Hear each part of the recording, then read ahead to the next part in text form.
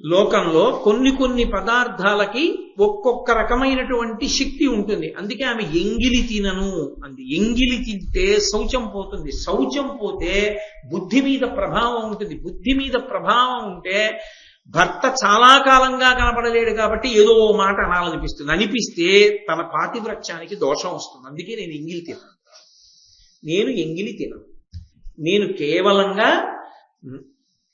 నా కొరకు అని ఇయ్యబడిన పదార్థం ఒక్కటే తింటాను, ఇంకొకరు తినగా మిగిలిన పదార్థాన్ని నేను తినను. అందుకని సైరంధ్రిని కనుక నన్ను దాసిగా చూడవద్దు అంది అని 4 ఆ తర్వాత ఆవిడ అక్కడ అంతఃపురంలో చేరింది. ఏదో పాపం ఆవిడ బాధ ఆవిడిది. చిత్రం ఏమిటంటే సీతా మహాలక్ష్మి సుందరకాండలో ఎలా అయితే ఒక్క చీరతో ఉండిపోయిందో అలాగే దమయంతీదేవి నలమహారాజు గారు కనపడే వరకు ఆయన చింపుకుని ముక్క పట్టుకుపోయిన చీరతోనే ఉండిపోయింది. అంతఃపురానికి వచ్చాను కదా అని కడుపు నిండా అన్నం తినలేదు, మంచం మీద పడుకోలేదు. తన భర్త ఏ కష్టంలో ఉన్నాడో తన భర్త పొందని సుఖం తాను పొందకూడదని ఆమె భూచయనం చేసింది. ఆమె తలస్నానం చెయ్యలేదు కాబట్టి ఆమె తలంతాను అట్టలు కట్టేసింది, ఒళ్ళంతా బూది కమ్మేసింది. కమ్మేసి ఆ చీర ముక్కతోనే ఆవిడ అలాగే ఉంది. ఆవిడ అక్కడ నలుడు అరణ్య మార్గంలో అలా ప్రయాణం చేస్తున్నాడు. ఆయన అలా వెడుతూనే ఉన్నాడు అడవిలో. ఎందుకని? ఆయనకి బయటపడడం ఇష్టం లేదు అసలు. దేనికి బయటికి రావాలి? భార్యన వదిలిపెట్టేశాడు. ఎవరి దగ్గరికి వెళ్ళి ఏం అడుగుతాడు? ఒకనాడు ధరణీ మండలాన్ని శాసించిన చక్రవర్తి ఎవరి దగ్గరికి వెళ్ళి ఏం అడుగుతాడు? కాబట్టి ఆయన ప్రశ్నకి జవాబు లేదు. అందరూ మహాభారతం చదువుకున్న ఒక్క పద్యాన్ని ఆధారం చేసుకుని అనేక కావ్యాలలో ఉన్న విషయాల్ని సంకలనం చేసుకుని సమీకరించి మనసులో ఆలోచించుకుని ఆ వ్యవస్థ యొక్క పవిత్రతని అర్థం చేసుకునేటటువంటి ప్రయత్నం చెయ్యడంలో కృతకృత్యులు కాగలరా? కాలేదు. కానీ దాన్ని అందించవలసినటువంటి అవసరం మాత్రం సమాజంలో దాన్ని చదువుకున్నటువంటి వాళ్ళ మీద ఉంటుంది. అది అందించడంలో పొరపాటు జరిగితే, అది అందించడంలో ఇబ్బందులు వస్తే దాని వలన సమాజంలో సమస్యలు తలెత్తుతాయి. అటువంటి సమస్య తల ఎత్తకూడదు అంటే తప్పకుండా సంస్కృతి యందు ఉంచుకోగలగాలి. ఎందుకని అంటే మీరు ఒకటి బాగా జ్ఞాపకం పెట్టుకోవలసినటువంటి విషయం ఒకటి ఉంటుంది. వైవాహిక జీవితము కానీ వివాహము కానీ తన యొక్క వ్యక్తిగత సమస్య కాదు. అది వాడు ఒక్కడితో పోదు. వాడి భార్యని విడిచిపెడితే పిల్లల సంగతి ఏమిటి? అత్తమామల సంగతి ఏమిటి? తల్లిదండ్రుల సంగతి ఏమిటి? వాళ్ళు మనుష్యులు కారా? వాళ్ళ మనసులు కలుక్కుమంటుండవా? కన్న పాపానికి ఖచ్చితంగా అంటూ ఉంటాయి. అది మరిచిపోవడం అనేటటువంటిది సాధ్యమయ్యే విషయం కానే కాదు. అలా మరిచిపోతే వాళ్ళు తల్లిదండ్రులు కాదు. కాబట్టి కలుక్కుమంటూనే ఉంటుంది. అది ఎలా నీ వ్యక్తిగతమైంది? చాలా మంది ఇవాళ తెలియక ఒక మాట అంటుంటారు, నా వైవాహిక జీవితం నా ఇష్టం అంటుంటారు. కాదు, అది నీ ఇష్టం కాదు. సమాజం అంతా కూడా దాన్ని ఆదర్శంగా తీసుకుంటుంది. సమాజం దాని చేత ప్రభావితం అవుతుంది. ఆయన ఎందుకు అలా ఉంటూ ఉంటాడు భార్యను వదిలి అని 10 మంది ప్రశ్న చేస్తారు, పిల్లలు పరిశీలిస్తారు. ఈ కారణాలు సంస్కృతి విచ్ఛిన్నానికి దారితీస్తాయి. కాబట్టి అసలు తగినంత పరిణతి లేకుండా, అసలు వైవాహిక వ్యవస్థ గురించి సక్రమమైన ఆలోచన లేకుండా వివాహం చేసుకోవడం కూడా ఒక రకంగా పొరపాటే. దాని గురించి సక్రమమైన అవగాహన ఏర్పడిన తర్వాత వివాహం చేసుకోవడం సమాజానికి వ్యక్తికి కూడా శ్రేయోదాయకం. అందుకే నన్నయ్య గారు ఎంత జాగ్రత్తగా పద్యరచన చేశారో చూడండి. నలుడి స్వభావం అది కాదు. ఇప్పుడు ఈ తర్వాత ఇప్పటి వరకు దమయంతీదేవి కష్టాలు పడినా మీరు నేను తీర్పు చెప్పడానికి బయలుదేరాం. ఎందుకని అంటే భర్త గారు ఓడిపోయాడు. ఓడిపోయినప్పుడు కూడా యథార్థానికి కారణం కలిపురుషుడే, లేకపోతే ఆయన అంత దూరం వెళ్ళడు. దాన్ని కలిపురుషుడు ప్రవేశించడం వల్ల నలుడు ఇలా చేశాడన్నంత వరకు దమయంతీదేవి గమనించకపోయినా తన భర్త కష్టంలోకి వెళ్ళాడు కాబట్టి తను ఇప్పుడు ఎక్కువగా ఆయన్ని ఆదుకోవాలనేటటువంటి ఆలోచనలోకి వెళ్ళింది. అయినప్పుడు నలుడు తప్ప దమయంతి తప్ప అన్న విషయంలో తీర్పు చెప్పడానికి మనం ఎవరం? మనం చెప్పం. కానీ భర్త విడిచిపెట్టగానే కరుణరసం ఎక్కువైపోతుంది. ఆమె ఎందు ఒక సానుభూతి బయలుదేరుతుంది. నలుడిలా చెయ్యొచ్చా అని తీర్పు చెప్పే ప్రయత్నం చేస్తాం. అందుకే తీర్పు చెప్పవలసిన దాంపత్యం అది కాదు. కానీ కలిపురుషుని యొక్క ప్రకోపం ఎంత దూరం ఉంటుందో చూపిస్తున్నారు అన్నయ్య గారు.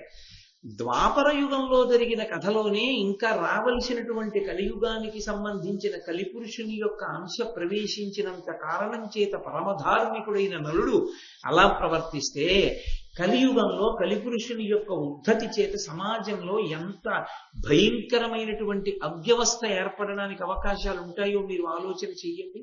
దానికి విరుగుడు ఎక్కడుంటుంది? దానికి విరుగుడు ప్రబోధంలోనే ఉంటుంది, 10 మందికి మంచి మాటలు చెప్పడంలోనే ఉంటుంది. కాబట్టి ఆయన దమయంతీదేవిని విడిచిపెట్టి వెళ్ళిపోయాడు.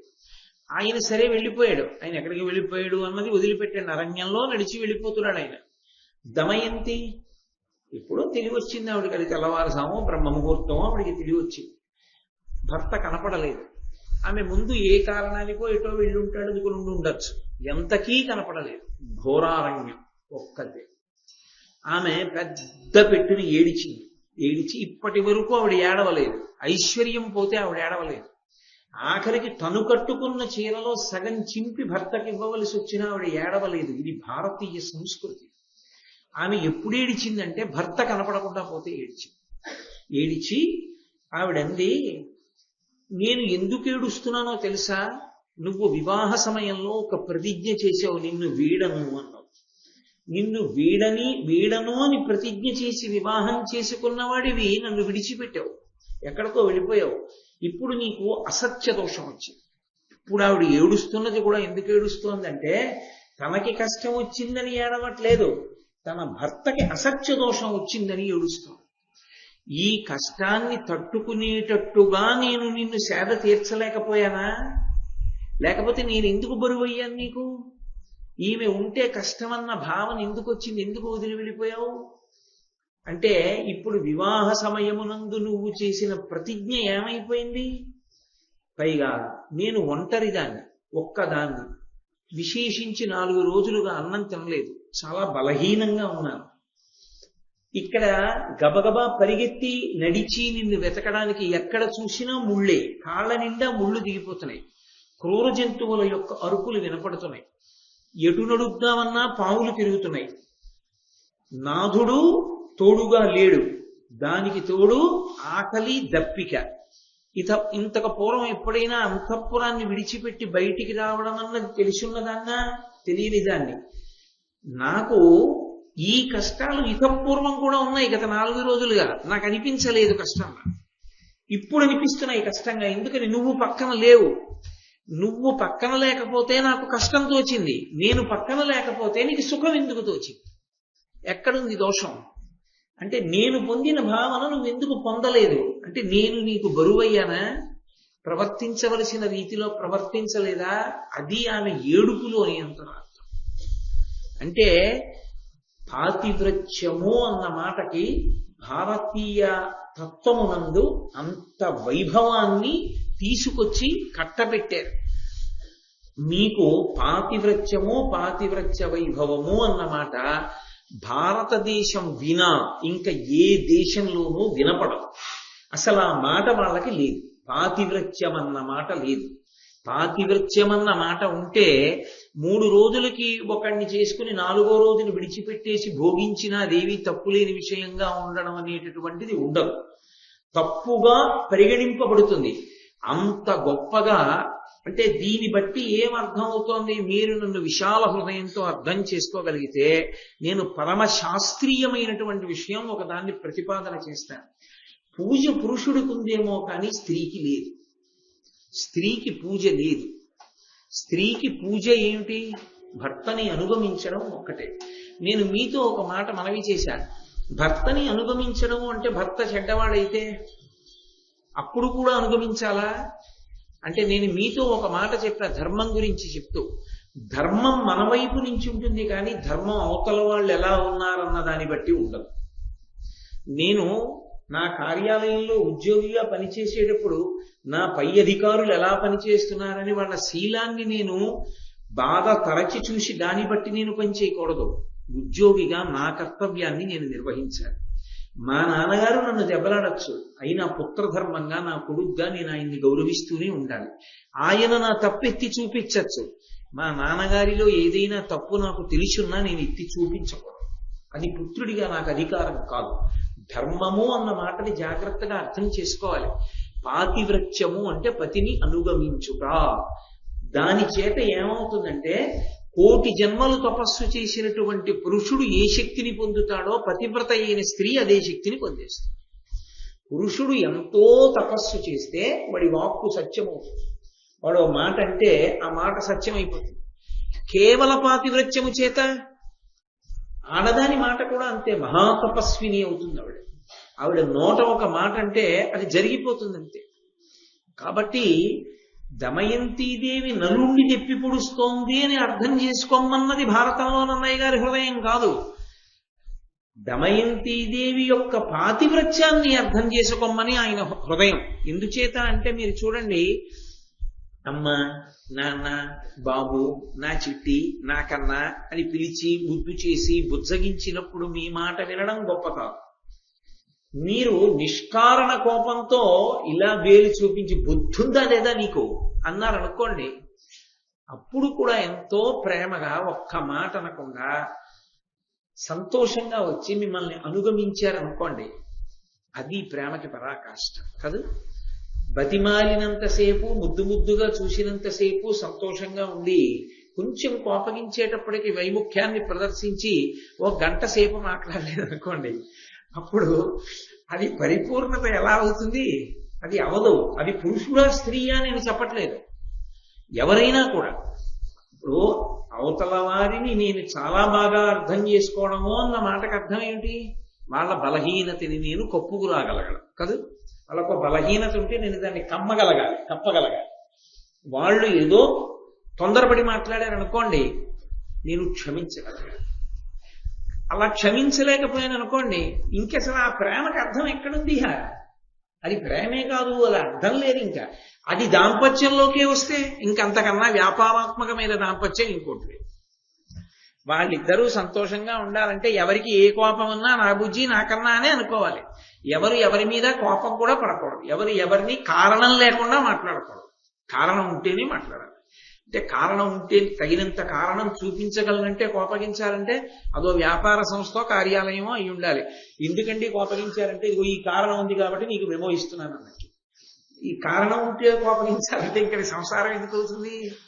కాబట్టి దమయంతీదేవి యొక్క జీవితంలో ఆమె యొక్క పాతివ్రత్య బలం ఎటువంటిదో ఆవిష్కరిస్తున్నారు. ఆ తల్లి ఇంత ఏడుస్తూ ఆ నలమహారాజు గారిని వెతుక్కుంటోంది, భర్తని వెతుక్కుంటున్న సమయంలో అకస్మాత్తుగా ఒక కొండ చిలువ వచ్చి పట్టేస్తున్నాడు. పట్టుకుని ఆవిడ్ని మింగేస్తుంటే ఆవిడ అంది, ఇంకనైనా నన్ను ఏల ఆలింపవు, నాకు శరణమగుము నాథా అనుచు అరచచున్న దాని ఆక్రందన ధ్వని వినుచు ఒక్క ఎరుపు వేగ వచ్చి. ఆమె అప్పుడు ఏమందంటే, ఇప్పటిదాకా నేను నిన్ను వెతుకుతున్నాను, ఇప్పుడు ఇక నేను వెతకలేను. ఇప్పటిదాకా నాకు ఎంతో అంతో ఓపిక ఉంది కాబట్టి నన్ను నేను రక్షించుకున్నాను. ఇప్పుడు కొండ చిలవతో యుద్ధం చేసి రక్షించుకోగలిగిన శక్తి నాకు లేదు. కాబట్టి నేను శరణాగతి చేస్తున్నాను. ఎవరిని? భర్తని. కాబట్టి శరణాగతి అన్న మాటకు అర్థం ఏంటి? ఒకవేళ నేను ఏదైనా దుడుకు పని చేసి ఉన్న కారణం చేత మీరు నా నుంచి దూరమైనా మీరే నాకు రక్షకులని భావన చేస్తున్నాను కనుక నా రక్షణ యందు నేను ఏ ఉపాయమును అనుష్ఠించలేను కనుక మీరు ఇప్పుడు వచ్చి రక్షించండి కనీసం. అయ్యో బాబోయ్, అసలు ఇంకా అంత తీవ్రంగా అటువంటప్పుడు కొండ చిలవ పట్టుకున్నప్పుడు కూడా మాట్లాడాలంటే ఆవిడిది గుండె కాదు, అదొక అమృత భాండం అంతే. అని అంటే ఎక్కడున్నాడు నలుడు? ఎక్కడికో వెళ్ళిపోయాడు ఆయన. ఈవిడ అరుపులు ఎవరికి వినపడ్డాయంటే ఒక ఎరుకవానికి వినపడ్డాయి. అతను గబగబా వచ్చి తన చేతిలో ఉన్న చురకత్తి చేత ఆ కొండ చిలవని ముక్కలుగా తరిగించాడు. కొండ చిలవ పడిపోయింది. ఆవిడ కొండ చిలవ నుండి విముక్తురాలైంది. అతను వెళ్ళాడు, ఆ ఒంటి నిండా నెత్తురు అంటుకుంది, ఏట్లో స్నానం చేశాడు. అరణ్యంలో దొరికేటటువంటి మంచి ఫలాలు, దుంపలు, తేనె మొదలైనవి ఆకులు తెచ్చి అక్కడ పెట్టాడు. ఆమె ఆ పళ్ళు అవి తింది. ఆమె తిన్న తరువాత ఆమెని పరీక్షగా చూశాడు. ఆమెలో అందం ఆయన కంటపడింది. కనబడగానే అతని మనసులో కలగకూడని కోరిక కలిగింది, కామ ప్రచోదనం అయింది. అయి ఆయన నోటి వెంట ఏ మాట రాకూడదో అటువంటి మాట వచ్చి అంత మహాపతివ్రతమైనటువంటి దమయంతీదేవితో కూడడానికి ఆయన సంకల్పం చేశాడు. అంతకన్నా ఇంకా సభాముఖంగా చెప్పవలసిన అవసరాలు ఉండవు, అర్థం చేసుకోవచ్చు. అగ్నిశిఖయుబోలే అంటను డాయను చూడరాని ఎట్టి శుభచరిత్ర ఎరుకలేని కరకుటెరుక అపేక్షించగా తనకు ఆయు అల్పమైన. ఎటువంటి తల్లిని అపేక్షించాడు? అగ్నిశిఖయు పోలే అంటను డాయను చూడరాని ఎట్టి శుభచరిత్ర. ఆమె అగ్నిశిఖని నోట్లో పెట్టుకుంటావా? అగ్నిశిఖని కౌగిలించుకుంటావా? మూట కట్టుకుంటావా? అగ్నిశిఖ ముట్టుకోవడానికి లేకపోతే దాన్ని దాచుకోవడానికి పనికొచ్చేది కాదు. అది కాల్చేస్తుంది. ఎంత గొప్ప ఉపమానం వేశారో చూడండి. అది అగ్నిశిఖ అని తెలియక ఎరుకలేమి కరకుటెరుక అపేక్షించగా, ఆ విషయం తెలియనటువంటి ఒక ఎరుక ఆమెని అపేక్షించాడు. తనకు ఆయు అల్పమైన తన ఆయుర్దాయం క్షీణించిపోయింది కాబట్టి అటువంటి ఆలోచన వచ్చింది అన్నాడు. ఇందులో ఒక గొప్ప ఆర్షోక్తి దాచబడింది. పురుషుడికి అర్ధంతరంగా ఆయుర్దాయం పూర్తయిపోతుంది అని గుర్తు ఏమిటంటే పరస్త్రీ సంగమునందు అనురక్తి కలగడం. పరస్త్రీ సంగదోషేణ బహవో మరణంగతాః. పురుషుడి ఆయుర్దాయం అకస్మాత్తుగా క్షీణించి అర్ధాంతర మరణాన్ని ఎందుకు పొందుతాడు అంటే, అకాల మృత్యువుని ఎందుచేత పొందుతాడు అంటే పరాయి స్త్రీని కోరినటువంటి కారణం చేత. పరమ దారుణాతి దారుణమైనటువంటి విషయం ఏదైనా ఉంటే అదొక్కటే. కాబట్టి అసలు దాని జోలికి వెళ్ళడానికి వీల్లేదు. అటువంటి లక్షణం మహాపతివ్రత యందు ఎరుకకు పుట్టింది. వాడు ఎరుక లేనివాడు కావచ్చు, కానీ అందుకే అగ్నిశిఖ అని వేశారు. పసిపిల్లాడండి పాపం, వాడికి తెలియదండి అది అగ్నిశిఖ, దాన్ని ముట్టుకుంటే కాల్చేయడమేనా తప్పు కదా అంటే అగ్ని ధర్మం, అది కాల్చేస్తుంది అంతే. అగ్నికి నా పర భేదాలు ఉండవు, అది దాని ధర్మం. అగ్నికి కాల్చడం ఎలా ధర్మమో మహాపతివ్రత అయిన స్త్రీ వంక చూడకూడని చూపు చూస్తే కాల్చేయడం ఆమె యొక్క పాతివ్రత్య ధర్మం. భర్త పట్ల ఎంతటి వెన్నముద్దో పరపురుషుడు చూడకూడని చూపు చూస్తే తన కన్ను ఎరిపెక్కి కాల్చేయడం ఆమెకి అంత స్వాభావికమైనటువంటి ధర్మం. అందుకే ఆమె కన్ను నల్లగానే ఉండాలి అంటే నువ్వు ఆమె యందు కామాక్షిని దర్శనం చేయడం పురుషుడికి అభ్యున్నతి హేతువు. పరదేవతా దర్శనం చేయడం ఆయన మరింత వృద్ధిలోకి వస్తాడు, అది ఆయుక్కారకం. కాబట్టి ఇప్పుడు ఆ తల్లి ఆ ఎరుక యొక్క హృదయాన్ని గమనించినదై నీవు మరణించదవుగాక అంతే. ఉత్తర క్షణంలో అతను మరణించాడు. అంటే ఇప్పుడు మీరు ఒక విషయాన్ని గమనించాలి. ఈ మాట కొండ చిలవని అనలేదు ఆవిడ, ఒక ఎరుకనే అంది కదా. అంటే ఎరుక చచ్చిపోయాడు కదా, ఈ కొండ చిలవని అనకూడదు ఏంటి? ఓ కొండ చిలవా నువ్వు మరణించదవుగాక అంటే కొండ చిలవ చచ్చిపోదా? కొండ చిలవని చంపడానికి పనికిరాని పాతివ్రత్యం ఎరుకని చంపడానికి పనికొచ్చిందా? అంటే ఒకవేళ శరీరం చచ్చిపోవలసి వస్తే, ప్రాణం పోవలసి వస్తే ఆవిడ పాతివ్రత్యాన్ని అడ్డు పెట్టదు, వదిలేస్తుంది. ప్రాణంతో ఉండి శీలాన్ని కోల్పోవలసి వస్తే పాతివ్రత్యాన్ని అడ్డు పెట్టదు. అంటే దేనికన్నా ఏది గొప్పది ఆవిడికి? ప్రాణం కన్నా శీలం గొప్పది. ఇది భారతీయ స్త్రీ యొక్క తత్వం. ఇది వెంటనే పక్క పద్యాల్లో నిరూపణం చేస్తున్నారు నన్నయ్య గారు. అది తెలిసున్న నాడు అసలు స్త్రీని ఎంత గౌరవించిన దేశమో, స్త్రీకి ఎంత పట్టం కట్టిన దేశమో, మహాకవులు ఎంత గొప్ప రచనలు చేశారో అర్థమవుతుంది. అంతేకాని అర్థం పర్థం లేని విషయాలన్నీ తీసుకొచ్చి వేదికలెక్కి వాళ్ళకే సరిగ్గా తెలియని విషయాల గురించి మాట్లాడడం, అక్కర్లేని విషయాలు స్త్రీలలో రెచ్చగొట్టడం అర్ధపాండిత్యం ఉన్న వాళ్ళు చేసే లక్షణం. కాబట్టి ఆమె బయలుదేరి నడిచి వెడుతోంది నలమహారాజు గారిని వెతుక్కుంటూ. వెడుతుండగా నన్నయ్య గారు ఒక మాట అన్నారు, అబ్బోయి అసలు నిజంగా అది చదవవలసిందే తప్ప, అనుభవించవలసిందే తప్ప, ప్రవచనం ఏదో కొన్ని పద్యాలు చెప్పగలను కానీ అన్ని పద్యాలు నేను ఎక్కడ చెప్తూ కూర్చోగలను.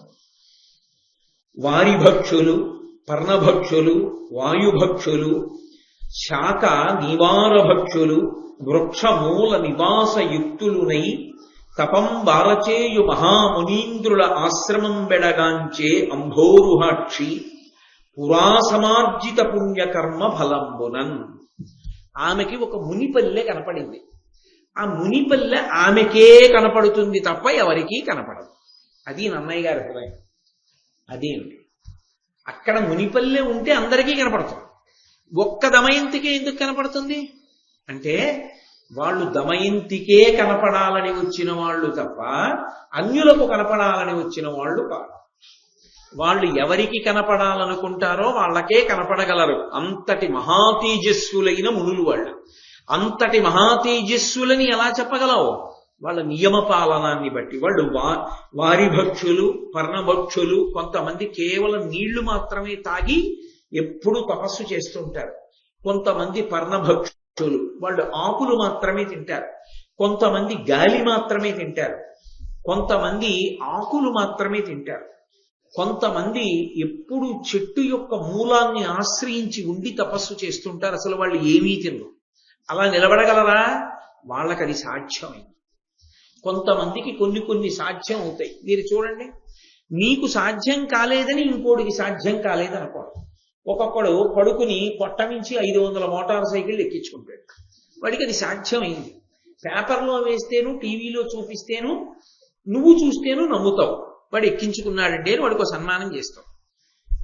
ఒక మునిపల్లె అలా తపస్సు చేయగలిగిన వాళ్ళు ఉన్నారు అంటే నువ్వు చూడలేదు కాబట్టి ఉండరు అంటే అంతకన్నా అన్యాయమైన విషయం లోకంలో ఇంకోటి లేదు.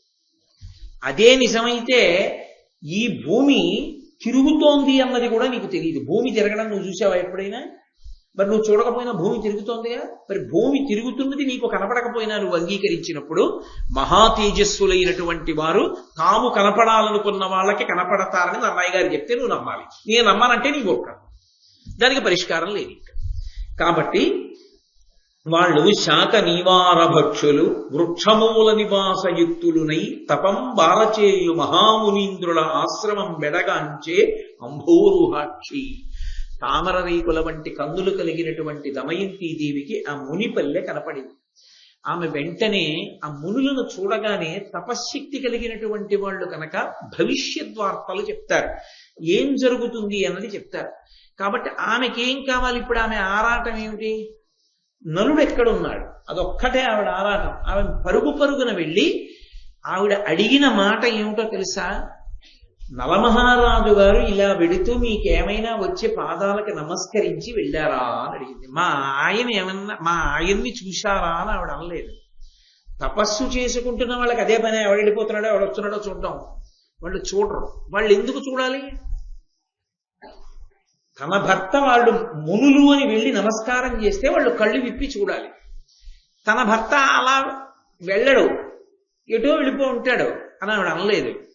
మునులు కనపడితే నా భర్త నమస్కరిస్తాడు వెళ్ళి అంటే, ఆమె ప్రశ్న అడగడంలో కూడా తన భర్త పట్ల ఎంత సమున్నత భావన కలిగిన తల్లో చూడండి. ఒక ఆడదాని మాట బట్టి ఆమె సంస్కారం తెలిసిపోతుంది. ఒక పురుషుడి మాట బట్టి వాడి సంస్కారం తెలిసిపోతుంది.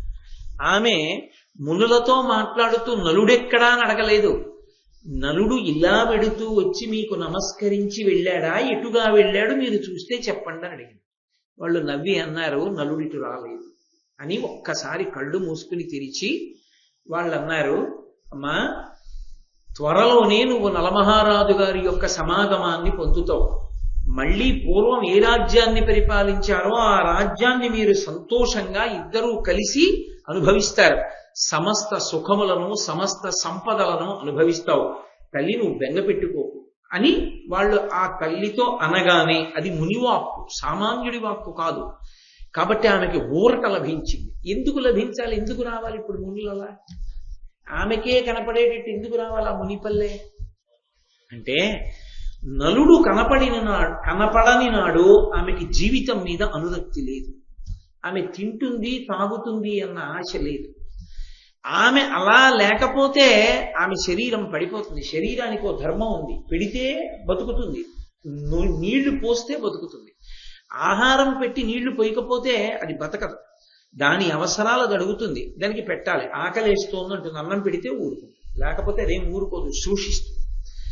అప్పటికి 5 రోజులైంది, ఆవిడ శరీరం పడిపోతే మహాపతివ్రత శరీరం పడిపోకుండా రక్షించడం పరమేశ్వరుడి యొక్క ధర్మం.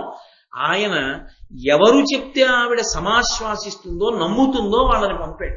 అందుకే ఎవరికీ అవసరం లేదు ఆ మునిపల్లె కనపడడం, ఆవిడ కొరకు వచ్చారు, అందుకే ఆవిడికే కనపడింది. వాళ్ళు ఈ మాట చెప్పగానే ఆవిడ చాలా సంతోషించింది. అంటే ఇప్పుడు ఆవిడికి బ్రతుకు మీద ఆశ అంకురించింది. నలుడు కనపడతాడు, నలుడితో కలిసి తాను సామ్రాజ్య సుఖాలు అనుభవిస్తుంది, కాబట్టి పిల్లలతో కలిసి సంతోషంగా ఉంటారు. ఇప్పుడు ఆమె శరీరాన్ని ఉపేక్షిస్తుందా? నిలబెట్టుకుంటుంది, అన్నం తింటుంది, నీళ్లు తాగుతుంది, బతుకుతుంది, ఉంటుంది. దేనికోసం? నలుడి కోసం. ఆమెకి జీవితం మీద ఆ ఆశ కల్పించాలి. ఎవరు ఎంతకాలం బతిమాలి పెడతారు? ఇది మనుష్యుని జీవితానికి ఉండేటటువంటి లక్షణం.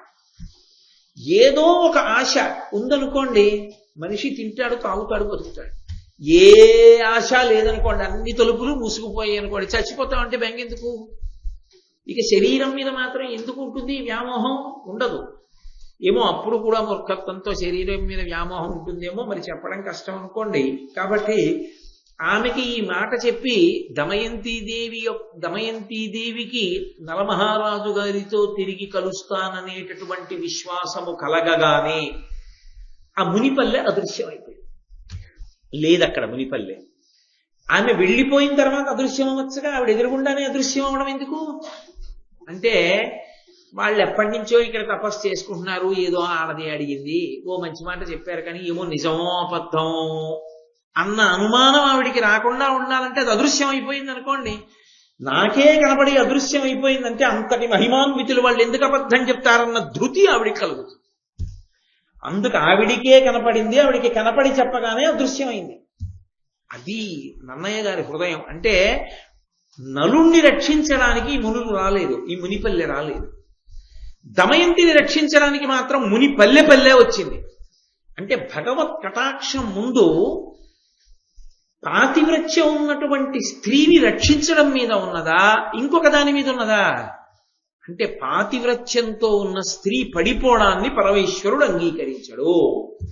అది చాలా చాలా విశిష్టమైనటువంటి విశేషం.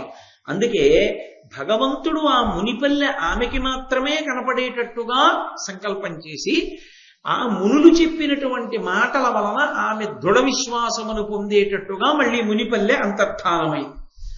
ఆమె ముందుకు నడిచి వెడుతోంది. ఆమెకి ఒక సార్ధము కనపడింది. సార్ధము అంటే వణిజుల గుంపు. ఈ వర్తకులు వ్యాపారం చేసేవాళ్ళు ఒక గ్రామం నుంచి ఒక గ్రామానికి వెడుతుంటారు. పూర్వం అరణ్య మార్గంలో వెడుతూ ఉండేవారు. ఒకరు వెడితే దోచుకుంటారని చాలా మంది కలిసి నడిచి వెడుతూ ఉండేవారు.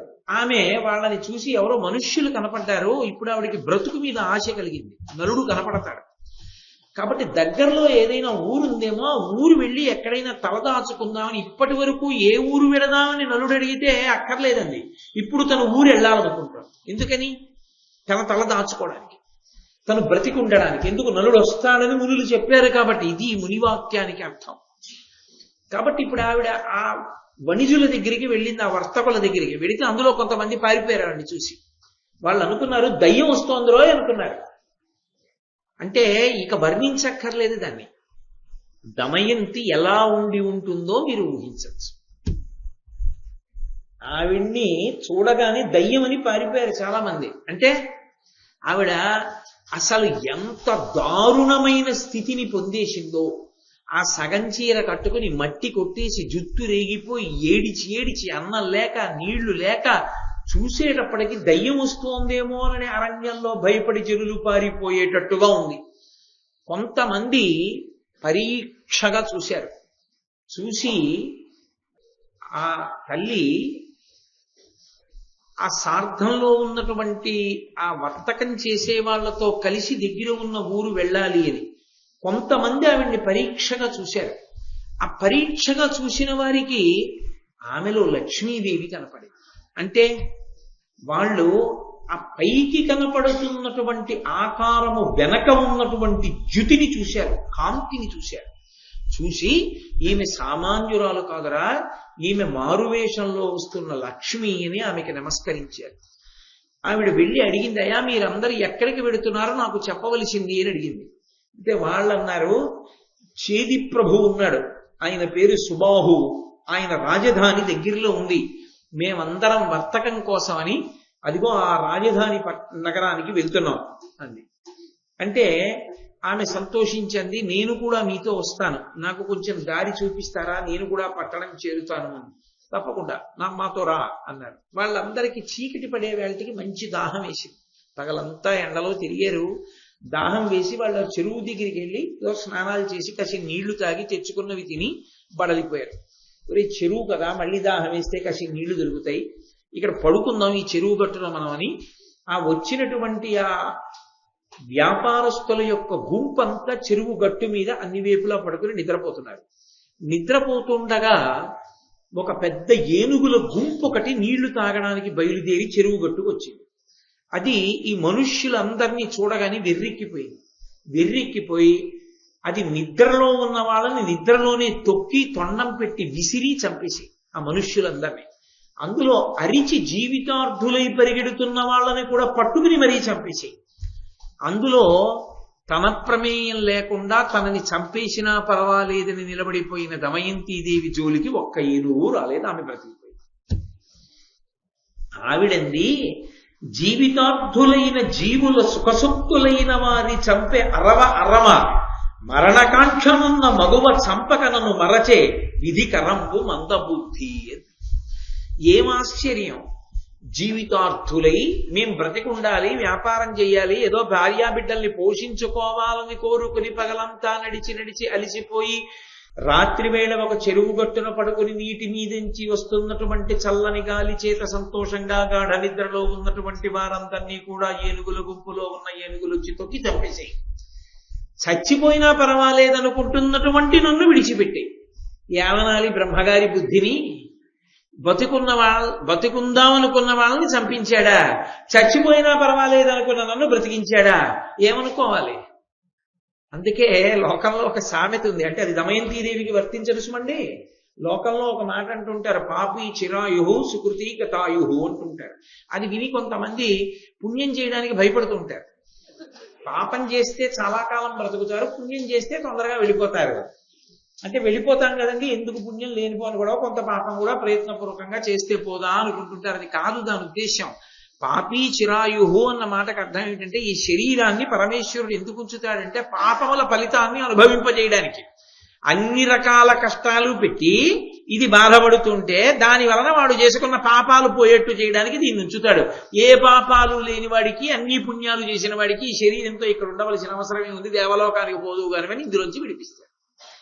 అందుకని పాపాలు చెయ్యాలని కోరుకోకూడదు. పాపాలు చేస్తే దీంతో ఉంటే చాలా కష్టం అనుభవిస్తాడని దాని అర్థం. పాపీ చిరాయుహు సుకృతి గతాయుహు అన్నమాట. అంతేగాని పాపం చేస్తే ఎక్కువ కాలం బతుకుతారు, పుణ్యం చేస్తే తక్కువ కాలం బతుకుతారు అని వాచ్యార్థం చేసి సిద్ధాంతీకరించకూడదు దాన్ని. కాబట్టి దమయంతీదేవి ఇలా ఆశ్చర్యపోయి ఆ కొద్ది మంది మిగిలినటువంటి బ్రాహ్మణులు కొంతమంది బతికారు. అందులో ఆ బ్రాహ్మణులతో కలిసి ఆమె చేదిదేశ రాజధాని నగరాన్ని చేరుకుని రాజమార్గంలో నడిచి వెళుతోంది. రాజమాత అంతఃపుర గవాక్షంలోంచి చూసింది. ఆ పక్కన ఉన్నటువంటి దాసిని పిలిచి అంది, ఆ నడిచి వెడుతున్నటువంటి స్త్రీని చూశావా? అపారమైన తేజోమూర్తి, పైకి అలా ఉంది కానీ వెనక చాలా కాంతి ఉంది ఆమెలో. ఆమె సాధారణ స్త్రీ కాదు.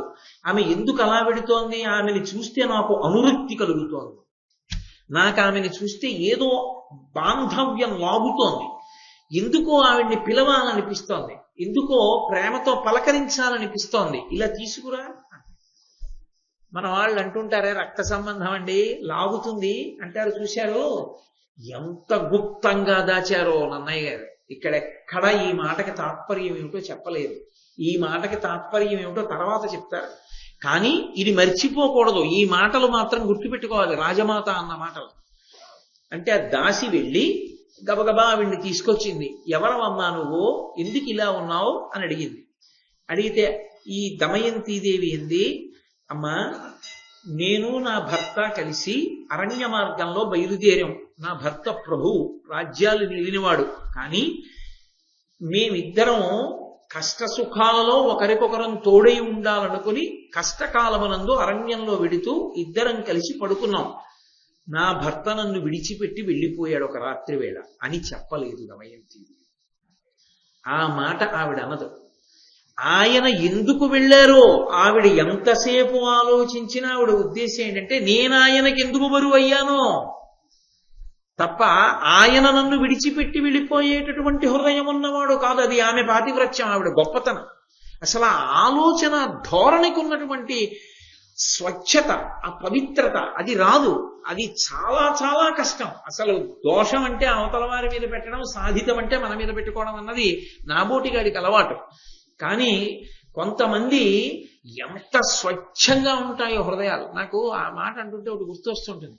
నేను కాలేజీలో చదువుకునే రోజుల్లో మా ఇంటి పక్కన వాళ్ళకు పాప ఉండేది.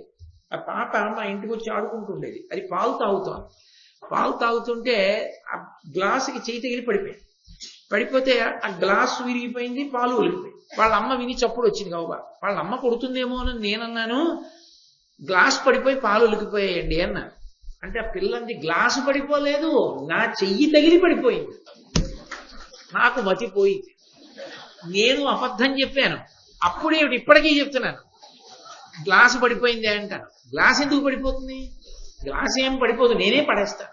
ఏదో మాట్లాడుతూ ఏదో చూస్తూ అస్తమానం చేతులు ఊపడం అలవాటు అయిపోయి ఏదో ఇలా అన్నలా చేయి తగిలి పడిపోతే నేనే నా చెయ్యి సక్రమంగా గ్లాస్ అక్కడ ఉందని చూడక అర్థరహితంగా ఊపితే తగిలి పడిపోయింది అంటానేంటి? గ్లాసు పడిపోయింది, కొంచెం మంచినీళ్ళు పెట్టంట. గ్లాస్ ఏం పడిపోలేదు. అబద్ధం ఆడి బ్రతకడం అలవాటైపోయి ఆ మాట వచ్చిందంటేనంట. పసిపిల్లకి అది రాక ఉన్న మాట ఉన్నట్టు చెప్పాలి.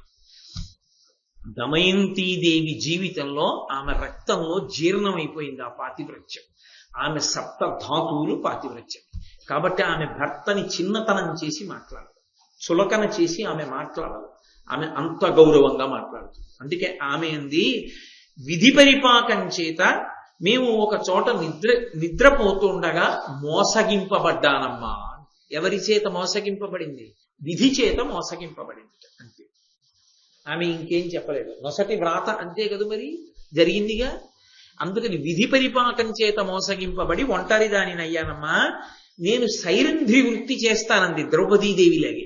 విరాట పర్వంలో ద్రౌపదీదేవి అన్నట్లు అని ఆమె కొన్ని నియమాలు పెట్టింది. నేను సైరంధ్రిగా ఉంటాను, కానీ ఒకరి ఎంగిలి నేను తినను, ఒకరి కాళ్ళు నేను పట్టను, బ్రాహ్మణులతో తప్ప అన్యులతో మాట్లాడను. అంటే బ్రాహ్మణుడు అంటే సమాజం ఎంత నమ్మే వ్యక్తో చూడండి. అంత నమ్ముతుంది సమాజం, అంత నమ్ముతుంది. కాబట్టి ఆ నమ్మకానికి తగినంత గౌరవంతో బ్రాహ్మణుడు జీవించాలి అన్నది తాత్పర్యం. కాబట్టి నేను ఒక్క బ్రాహ్మణులతోనే మాట్లాడతాను. ఈ నియమాలు మీరు అంగీకరించగలిగితే నేను మీ దగ్గర సైరంధ్రిగా ఉంటాను. ఆవిడంది, అయ్యో తల్లి ఎంత మంచి మాటలు అన్నావు, తప్పకుండా సైరంధ్రిగా ఉండు. ఎందుచేత అంటే శౌచము నష్టమవుతుంది. ప్రాయశ్చిత్తం చేసుకోవలసినటువంటి వాటిల్లో ఒకటేమిటంటే, నిన్న వండిన పదార్థాన్ని ఇవాళ తింటే ప్రాయశ్చిత్తం చేసుకోమని శాస్త్రంలో. అలా తినకూడదు. అలా తినడానికి యోగ్యమైన పదార్థం ఏది అంటే ఒక్క బెల్లమే. బెల్లం ఒక్కదానికి నిలవదోషం లేదు. అందుకే పరమేశ్వర నివేదనకి వండేటటువంటి ఏ పదార్థంలోనూ పంచదార కలపరు, బెల్లంతో వండుతారు. పైగా లోకంలో పాత పడిపోయినటువంటి వస్తువులు వాడడానికి ఎక్కువ ఉపయుక్తం కావు. అందులో బాగా నిలవైపోయింది అంత రుచిని పొందదు, జీర్ణశక్తిని దెబ్బతీస్తుంది. కానీ ప్రపంచంలో బాగా నిలవ ఉంటే పథ్యానికి పనికొస్తాయి కొన్ని. అది కూడా ఎటువంటి వాళ్ళ పథ్యానికి? లోపల ఉన్నటువంటి వ్యవస్థ అంతా పచ్చితనాన్ని పొందుతుంది. పచ్చితనాన్ని అంటే అందులో ఏదో పెనుమార్పు సంభవించింది. ఒక గర్భిణీ స్త్రీకి పురుడు వచ్చింది అనుకోండి, ఆమె కడుపు పచ్చి బాలింతరాలు అంటారు. పచ్చి బాలింతరాలు అంటే ఆమె కడుపులో ఉన్న వ్యవస్థ అంతా కూడా ఇప్పుడు మళ్ళీ ఒక కొత్తతనాన్ని పొందింది. పిల్లలు బయటకు వచ్చేసారు కాబట్టి ఇప్పుడు ఆమె కడుపులోకి వెళ్ళే పదార్థం పొరపాటున కూడా ఆమెకు అపకారం చేసేది కాకూడదు. అందుకే పూర్వం ప్రత్యేకించి పేదరాలికి పురుడొచ్చింది అంటే అందరూ గబగబా పథ్యం చేసే పదార్థాలు పంపించేవారు. పథ్యం వండి పెట్టడం మహాపుణ్యంతో కూడుకున్నటువంటి విశేషం. ఎందుచేతనో తెలుసా? 3 ప్రాణులు నిలబడతాయి. అది సామాన్యమైన పుణ్యం కాదు, ఎన్ని జన్మలకి సరిపోయే పుణ్యమో అది. 3 ప్రాణులు నిలబడతాయి. అంటే నేను 3 ప్రాణులు అని వచ్చేసింది, నాకు కవల పిల్లల్ని దృష్టిలో పెట్టుకుని అనేసాను అనుకోండి. 2 ప్రాణులు అనుకోండి. ఎందుచేత అంటే తల్లి, మరి ఆ పథ్యం తిని కదా తల్లి బతుకుతుంది. ఆమెకు అనారోగ్యం రాకూడదు. ఆమెకు అనారోగ్యం వస్తే పాలాగిపోతాయి. పాలాగిపోతే పిల్లలేరి ఎలా బతుకుతారు వాళ్ళు? ఆ తల్లికి అనారోగ్యం రాకూడదు. ఆ తల్లి ఆరోగ్యంగా ఉండాలి. ఆమె యందు పాలు సృజింపబడాలి. ఆ పాలు తాగి పిల్లలు బతుకుతారు. ఆమె ఆరోగ్యవంతమైన పదార్థం తింటేనే పిల్లలు ఆరోగ్యంగా ఉంటారు, లేకపోతే వాళ్ళకే పరిషత్ తక్కువ వస్తుంది. అందుకే 2 లేక 3 ప్రాణులు బ్రతకడానికి ఏర్పాటు ఏది అంటే పురటాలికి పథ్యం పెట్టడమే. అందుకే పెద్దరికానికి పరాకాష్ఠ ఏమిటంటే, పూర్వం చెప్పుకునేవారు ఘనంగా, నేను ఇంతమందికి పథ్యం వండి పెట్టానండి, అంతమందికి పథ్యం పెట్టిందా అనేవారు. అంటే వాళ్ళ చెయ్యి ఎంత మంచిదో మీరు ఆలోచించాలి. ఆ చేతి అన్నం పురటాలకి పాలు పట్టేట్టు చేసింది. అంటే ఆ హృదయాలు ఎంత మంచివో, వాళ్ళు ఎంత గౌరవానికి అర్హులో, వాళ్ళు ఎంతటి పూజనీయులో అర్థమవుతుంది. అంత మంచి హృదయం ఉన్నవాళ్ళు అని. అందుకే కొన్ని పదార్థములు నిలవున్న కొద్దీ పథ్యానికి పనికొస్తాయి. ఎవరికి పథ్యానికి? పురటాలి పథ్యానికి కూడా పనికొస్తాయి. అందులో ఒకటి బెల్లం. అందుకే కదా పాత బెల్లం పంపిస్తుంటారు. ఆ ఇంట్లో పురటాలు ఉంది అంటే పాత బెల్లం పంపిస్తారు. ఎందుకంటే పాత బెల్లంతో ఉండి కాయం తయారు చేసి ఇస్తారు, తింటుంటారు పురటాలు. సరే, అది వేరే విషయం అనుకోండి. ఈ విషయాలు మీకు ఈ మధ్య బాగా తెలిసే అనుకోకండి. కాబట్టి ఆ బెల్లానికి పాత పడిన కొద్దీ పథ్యంగా ఉండగలిగినటువంటి శక్తి ఉన్నట్లే లోకంలో కొన్ని పదార్థాలకి ఒక్కొక్క రకమైనటువంటి శక్తి ఉంటుంది. అందుకే ఆమె ఎంగిలి తినను అంది. ఎంగిలి తింటే శౌచం పోతుంది. శౌచం పోతే బుద్ధి మీద ప్రభావం ఉంటుంది. బుద్ధి మీద ప్రభావం ఉంటే భర్త చాలా కాలంగా కనపడలేడు కాబట్టి ఏదో మాట అనాలనిపిస్తుంది. అనిపిస్తే తన పాతివ్రత్యానికి దోషం వస్తుంది. అందుకే నేను ఎంగిలి తినను. నేను కేవలంగా నా కొరకు అని ఇయ్యబడిన పదార్థం ఒక్కటే తింటాను. ఇంకొకరు తినగా మిగిలిన పదార్థాన్ని నేను తినను. అందుకని సైరంధ్రిని కనుక నన్ను దాసిగా చూడవద్దు అంది అని 4 ఆ తర్వాత ఆవిడ అక్కడ అంతఃపురంలో చేరింది. ఏదో పాపం ఆవిడ బాధ ఆవిడిది. చిత్రం ఏమిటంటే, సీతా మహాలక్ష్మి సుందరకాండలో ఎలా అయితే ఒక్క చీరతో ఉండిపోయిందో, అలాగే దమయంతీదేవి నలమహారాజు గారు కనపడే వరకు ఆయన చింపుకుని ముక్క పట్టుకుపోయిన చీరతోనే ఉండిపోయింది. అంతఃపురానికి వచ్చాను కదా అని కడుపు నిండా అన్నం తినలేదు, మంచం మీద పడుకోలేదు. తన భర్త ఏ కష్టంలో ఉన్నాడో, తన భర్త పొందని సుఖం తాను పొందకూడదని ఆమె భూచయనం చేసింది.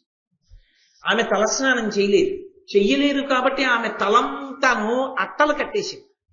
ఒళ్ళంతా బూది కమ్మేసి ఆ చీర ముక్కతోనే ఆవిడ అలాగే ఉంది. అక్కడ నలుడు అరణ్య మార్గంలో అలా ప్రయాణం చేస్తున్నాడు. ఆయన అలా వెడుతూనే ఉన్నాడు అడవిలో. ఎందుకని? ఆయనకి బయటపడడం ఇష్టం లేదు అసలు. దేనికి బయటికి రావాలి? భార్యన వదిలిపెట్టేశాడు. ఎవరి దగ్గరికి వెళ్ళి ఏం అడుగుతాడు? ఒకనాడు ధరణీ మండలాన్ని శాసించిన చక్రవర్తి ఎవరి దగ్గరికి వెళ్ళి ఏం అడుగుతాడు? కాబట్టి ఆయన ప్రశ్నకి జవాబు లేదు. దమయంతి బాధకి ఒక చిన్న వెలుతురు రేఖ ఒకటి దొరికింది. ఆ వెలుతురు రేఖ దమయంతికి దొరికితే సరిపోతుందా? నలుడు దగ్గరయ్యే మార్గం దొరకాలి. ఇప్పుడు మునివాక్యం నిజమవ్వాలి అంటే దమయంతి ఒక్కత్తి ఎదురు చూస్తూ కూర్చుంటే సరిపోతుందా? నలుడు ఆమెకి భర్త అయ్యే అవకాశం, రాజయ్యే అవకాశం దొరకాలా? అంటే ఇప్పుడు మునివాక్యం ఏమవ్వాలి? ఈయనకి కలిపురుషుడు విడిచిపెట్టడానికి, ఈయన ఎక్కడో ఆశ్రయం పొందడానికి, నన్ను బయటికి వస్తే గుర్తుపట్టేస్తారనేటటువంటి బెంగ నుంచి ఈమెకి ఒక మార్గాంతరాన్ని దొరికేటట్టుగా పరిస్థితుల యందు మార్పు కల్పించేదై వాళ్ళ వాగ్బలము పనిచెయ్యాలి. అందుకొచ్చింది ఆ మునిపల్లె. కానీ ఆవిడకి ఒక్కతికి కాదు ఆశీర్వచనం, నలుడికి కూడా అది. కాబట్టి ఇప్పుడు అకస్మాత్తుగా ఏమైంది? దావానలను చుట్టుముట్టి పెద్ద మంట అరణ్యాన్నంతటినీ చుట్టేసింది. ఈ అరణ్యాన్నంతటినీ చుట్టేస్తే నలుడు పరిగెత్తి పారిపోవాలి. కానీ ఆయనకి పెద్ద ఆసక్తి లేదు. ఎందుకని? తనంత తాను చచ్చిపోడు ధర్మ విరుద్ధం కనుక. దావానలను చుట్టేస్తే ఎవరి కోసం బతకాలి, ఎందుకోసం బతకాలి? అడవిలో తిరగడమే కాక అలాగే ఉన్నాడు. కానీ అది నలుని యొక్క గొప్పతనం. 4 దిశలను దావజ్వాలావలిక విసే మ్రంది చానోప మహీపాలక నన్నొక్క సరసీ కూలము చేరంగ నెత్తుకుని పొమ్ము దయన్. ఓ మహీపాల, మహారాజా నన్ను రక్షించు రక్షించు అని కేకలు వినపడ్డాయి. ఆ కేకలు ఎక్కడి నుంచి వినపడుతున్నాయో అక్కడికి ఆ మంటలోకి ఒక్క దూకాడు. చూస్తే పెద్ద పాము ఒకటి చుట్టలు చుట్టుకుని ఆ మంటల మధ్యలో కాలిపోవడానికి సిద్ధపడుతూ ఎటూ తప్పుకోలేక పడగలు విప్పి అటు ఇటు కొట్టుకుంటాం. నలమహారాజును చూడగానే పావంది, వచ్చావా? గబగబా నన్ను ఎత్తుకో. ఇంత పెద్ద పావుని ఎలా ఎత్తుకుంటాననుకుంటున్నావా? నీవు చేత్తో ఇలా 2 చేతులతో పట్టుకోవడానికి వీలైనంత చిన్న పావునైపోతాను. నాగకుమారుణ్ణి, నన్ను ఇక్కడి నుంచి క్షోభపడిపోయాను ఈ సెగకి. నన్ను వెంటనే తీసుకెళ్లి ఏదైనా సరోవరం చెంతన దింపండి. ఆయన వెంటనే ఆ పావుని 2 చేతులతో పట్టుకుని మంటల మించి దూకి ఓ సరోవరం దగ్గరికి వెళ్ళి కింద పెట్టబోతున్నాడు. ఆ పావంది, నన్ను కింద పెట్టకు. ఒక్క 10 అడుగులు లెక్క పెట్టి 10వ అడుగు దాటగానే కింద పెట్టాడు. ఆయన 10 అడుగులు లెక్క పెట్టుకుంటూ ముందుకెళ్ళి 10వ అడుగు వేసి ఆ పావుని కింద పెడుతున్నాడు. అదొక్కసారి పెద్దదై ఆయన కాటు వెయ్యగానే అకస్మాత్తుగా నల్లగా మారిపోయి చేతులు పొట్టిగా అయిపోయి వికృతమైనటువంటి ఆకారాన్ని పొంది గూని వచ్చిన వాడిగా వంగిపోయాడు. వంగిపోతే ఆ పావంది ఆయన కర్కోటకుడు. ఆయన అన్నాడు, నేను నీకు కావాలనే ఇటువంటి రూపాన్ని కల్పించాను, నేను నీకు అపకారం చేశానని అనుకోకు. నువ్వు నీ రూపంతో ఉన్నంత కాలం నువ్వెవరిని ఆశ్రయించలేవు, గుర్తుపడతారని. ఈ రూపంతో నిన్ను ఎవ్వరూ గుర్తుపట్టారు. నీ రూపం మారిందేమో, నీ మేధా సంపత్తి అలాగే ఉంటుంది. మేధా సంపత్తికి దోషం రాదు, కానీ నీ రూపం మారిపోయింది. ఇప్పుడు నువ్వు ఏ రాజు దగ్గరికైనా వెళ్ళచ్చు, నీకు అభ్యంతరం రాదు, సరికదా? పిశాచములు రాక్షసులు నిన్ను ఆవహించలేరు, బాధ పెట్టలేరు. నీకు శత్రుభీతి ఉండదు. నా విషం నీ శరీరంలో ఉన్నంత కాలం నిన్ను శత్రువులు బాధ పెట్టరు. యుద్ధం జరిగితే నీకే విజయం సంప్రాప్తమవుతుంది. నా విషం నీ శరీరంలోకి ఎక్కిన కారణంగానే నువ్వు భార్యా సమాగమాన్ని పొందుతావు, పూర్వరాజ్యాన్ని పొందుతావు. నీకు మళ్ళీ ఎప్పుడు నీ యథారూపం కావాలనుకుంటున్నావో అప్పుడు నన్ను స్మరిస్తే ఒక దివ్యమైన వస్త్రం ఒకటి వస్తుంది. ఆ వస్త్రాన్ని నీ మీద కప్పుకో, నువ్వు మళ్ళీ నలుడికైపోతావు. కాబట్టి నేను నీకు ఏదో అపకారం చేశానన్న భావన మనసులో పెట్టుకోకు. నువ్వు ఇప్పుడు ఎక్కడికి వెళ్ళాలో, ఎక్కడికి వెడితే నీ కథ సుఖాంతమవుతుందో కూడా నేను నీకు మార్గం చెప్తాను. ఎందుకు దావానలం పుట్టాలి, ఎందుకు కర్కోటకుడు ఇలా చెయ్యాలి, ఎందుకు కర్కోటకుడు మార్గం చెప్పాలి? మహాత్ముల మాట, మునిపల్లెలోని మునుల ఆశీర్వచనం మళ్ళీ ఇద్దరు కలవడానికి మార్గాన్ని సుగమం చేస్తోంది. కాబట్టి యథార్థం చెప్పాలంటే ఈ నలదమయంతుల కథ అంతా కూడా దమయంతీదేవి యొక్క పాతివ్రత్య ప్రభావ విశేషమే. నలుడి ధర్మం లేదని నేను ప్రతిపాదన చేయను, కానీ కలిపురుషుడు పాడు చేస్తున్నాడు లోపల నుంచి. ఆ కర్కోటకుడు అన్నాడు, ఇల ప్రసిద్ధుడు ఋతుపర్ణుడెనుడు మహీషుడు ఇక్ష్వాకుకులజుండు నీకు సేవ్యుండవు. అతని కొలిచి అందుండు నెలకొని అతనికి అశ్వహృదయమనిడి విద్య ఇచ్చి వెలయ అతని చేత అక్షహృదయమన్ విద్య చేకొను. ఇక్కడికి దగ్గరలో ఇక్ష్వాకు వంశంలో ప్రభవించినటువంటి ఋతుపర్ణుడు అనబడేటటువంటి రాజు రాజ్యం చేస్తున్నాడు. నువ్వు ఆయన దగ్గరికి వెళ్ళు, ఆయనని సేవించు. ఆయన దగ్గర నుండి అక్షహృదయము అనబడేటటువంటి విద్యని నువ్వు పుచ్చుకో. అది తాంత్రిక విద్య. తాంత్రిక విద్య అంటే నా ఉద్దేశం అది ఏదో ఉగ్ర పూజలకు సంబంధించిన విద్య కాదది. అది వైదికమై పరమేశ్వరానుగ్రహాన్ని ప్రోధి చేసేటటువంటి విద్య. ఋగ్వేదంలో అక్షసూక్తము అని ఈ పాచికల మీద ఒక సూక్తం కూడా ఉంది. కాబట్టి అది వైదిక మార్గంలో ఆ దేవతానుగ్రహాన్ని పొందేటటువంటి ప్రక్రియ. శకునిలా ఏదో పాశాధిష్టాత్రి అనుగ్రహాన్ని పొంది ఆ పాచికలని వశం చేసుకున్న విద్య కాదది. అందుకే అక్ష విద్య ఎవరి చేతిలో ఉంటుందో వాళ్ళ దగ్గర శకుని వంటి వారి పాచికలు పారం. కాబట్టి అందుకు చెప్తున్నాడు మహానుభావుడు అశ్వఘోషుడు ఈ కథంతా చెప్పుకొస్తున్నాడు బృహదాశ్యుడు. కాబట్టి ఆయన అన్నాడు, నువ్వు ఆ ఋతుపర్ణుడి దగ్గరికి వెళ్ళి సేవించు. అక్కడికి వెళ్ళి సేవించి ఆయన దగ్గర అక్షహృదయం అన్న విద్య పుచ్చుకో. నీ దగ్గర ఒక విద్య ఉంది. ఏమిటది? నీ దగ్గర ఉన్నది అశ్వహృదయం, అంటే గుర్రాల్ని ఎలా లొంగ తీసుకోవాలో నీకు తెలుసు.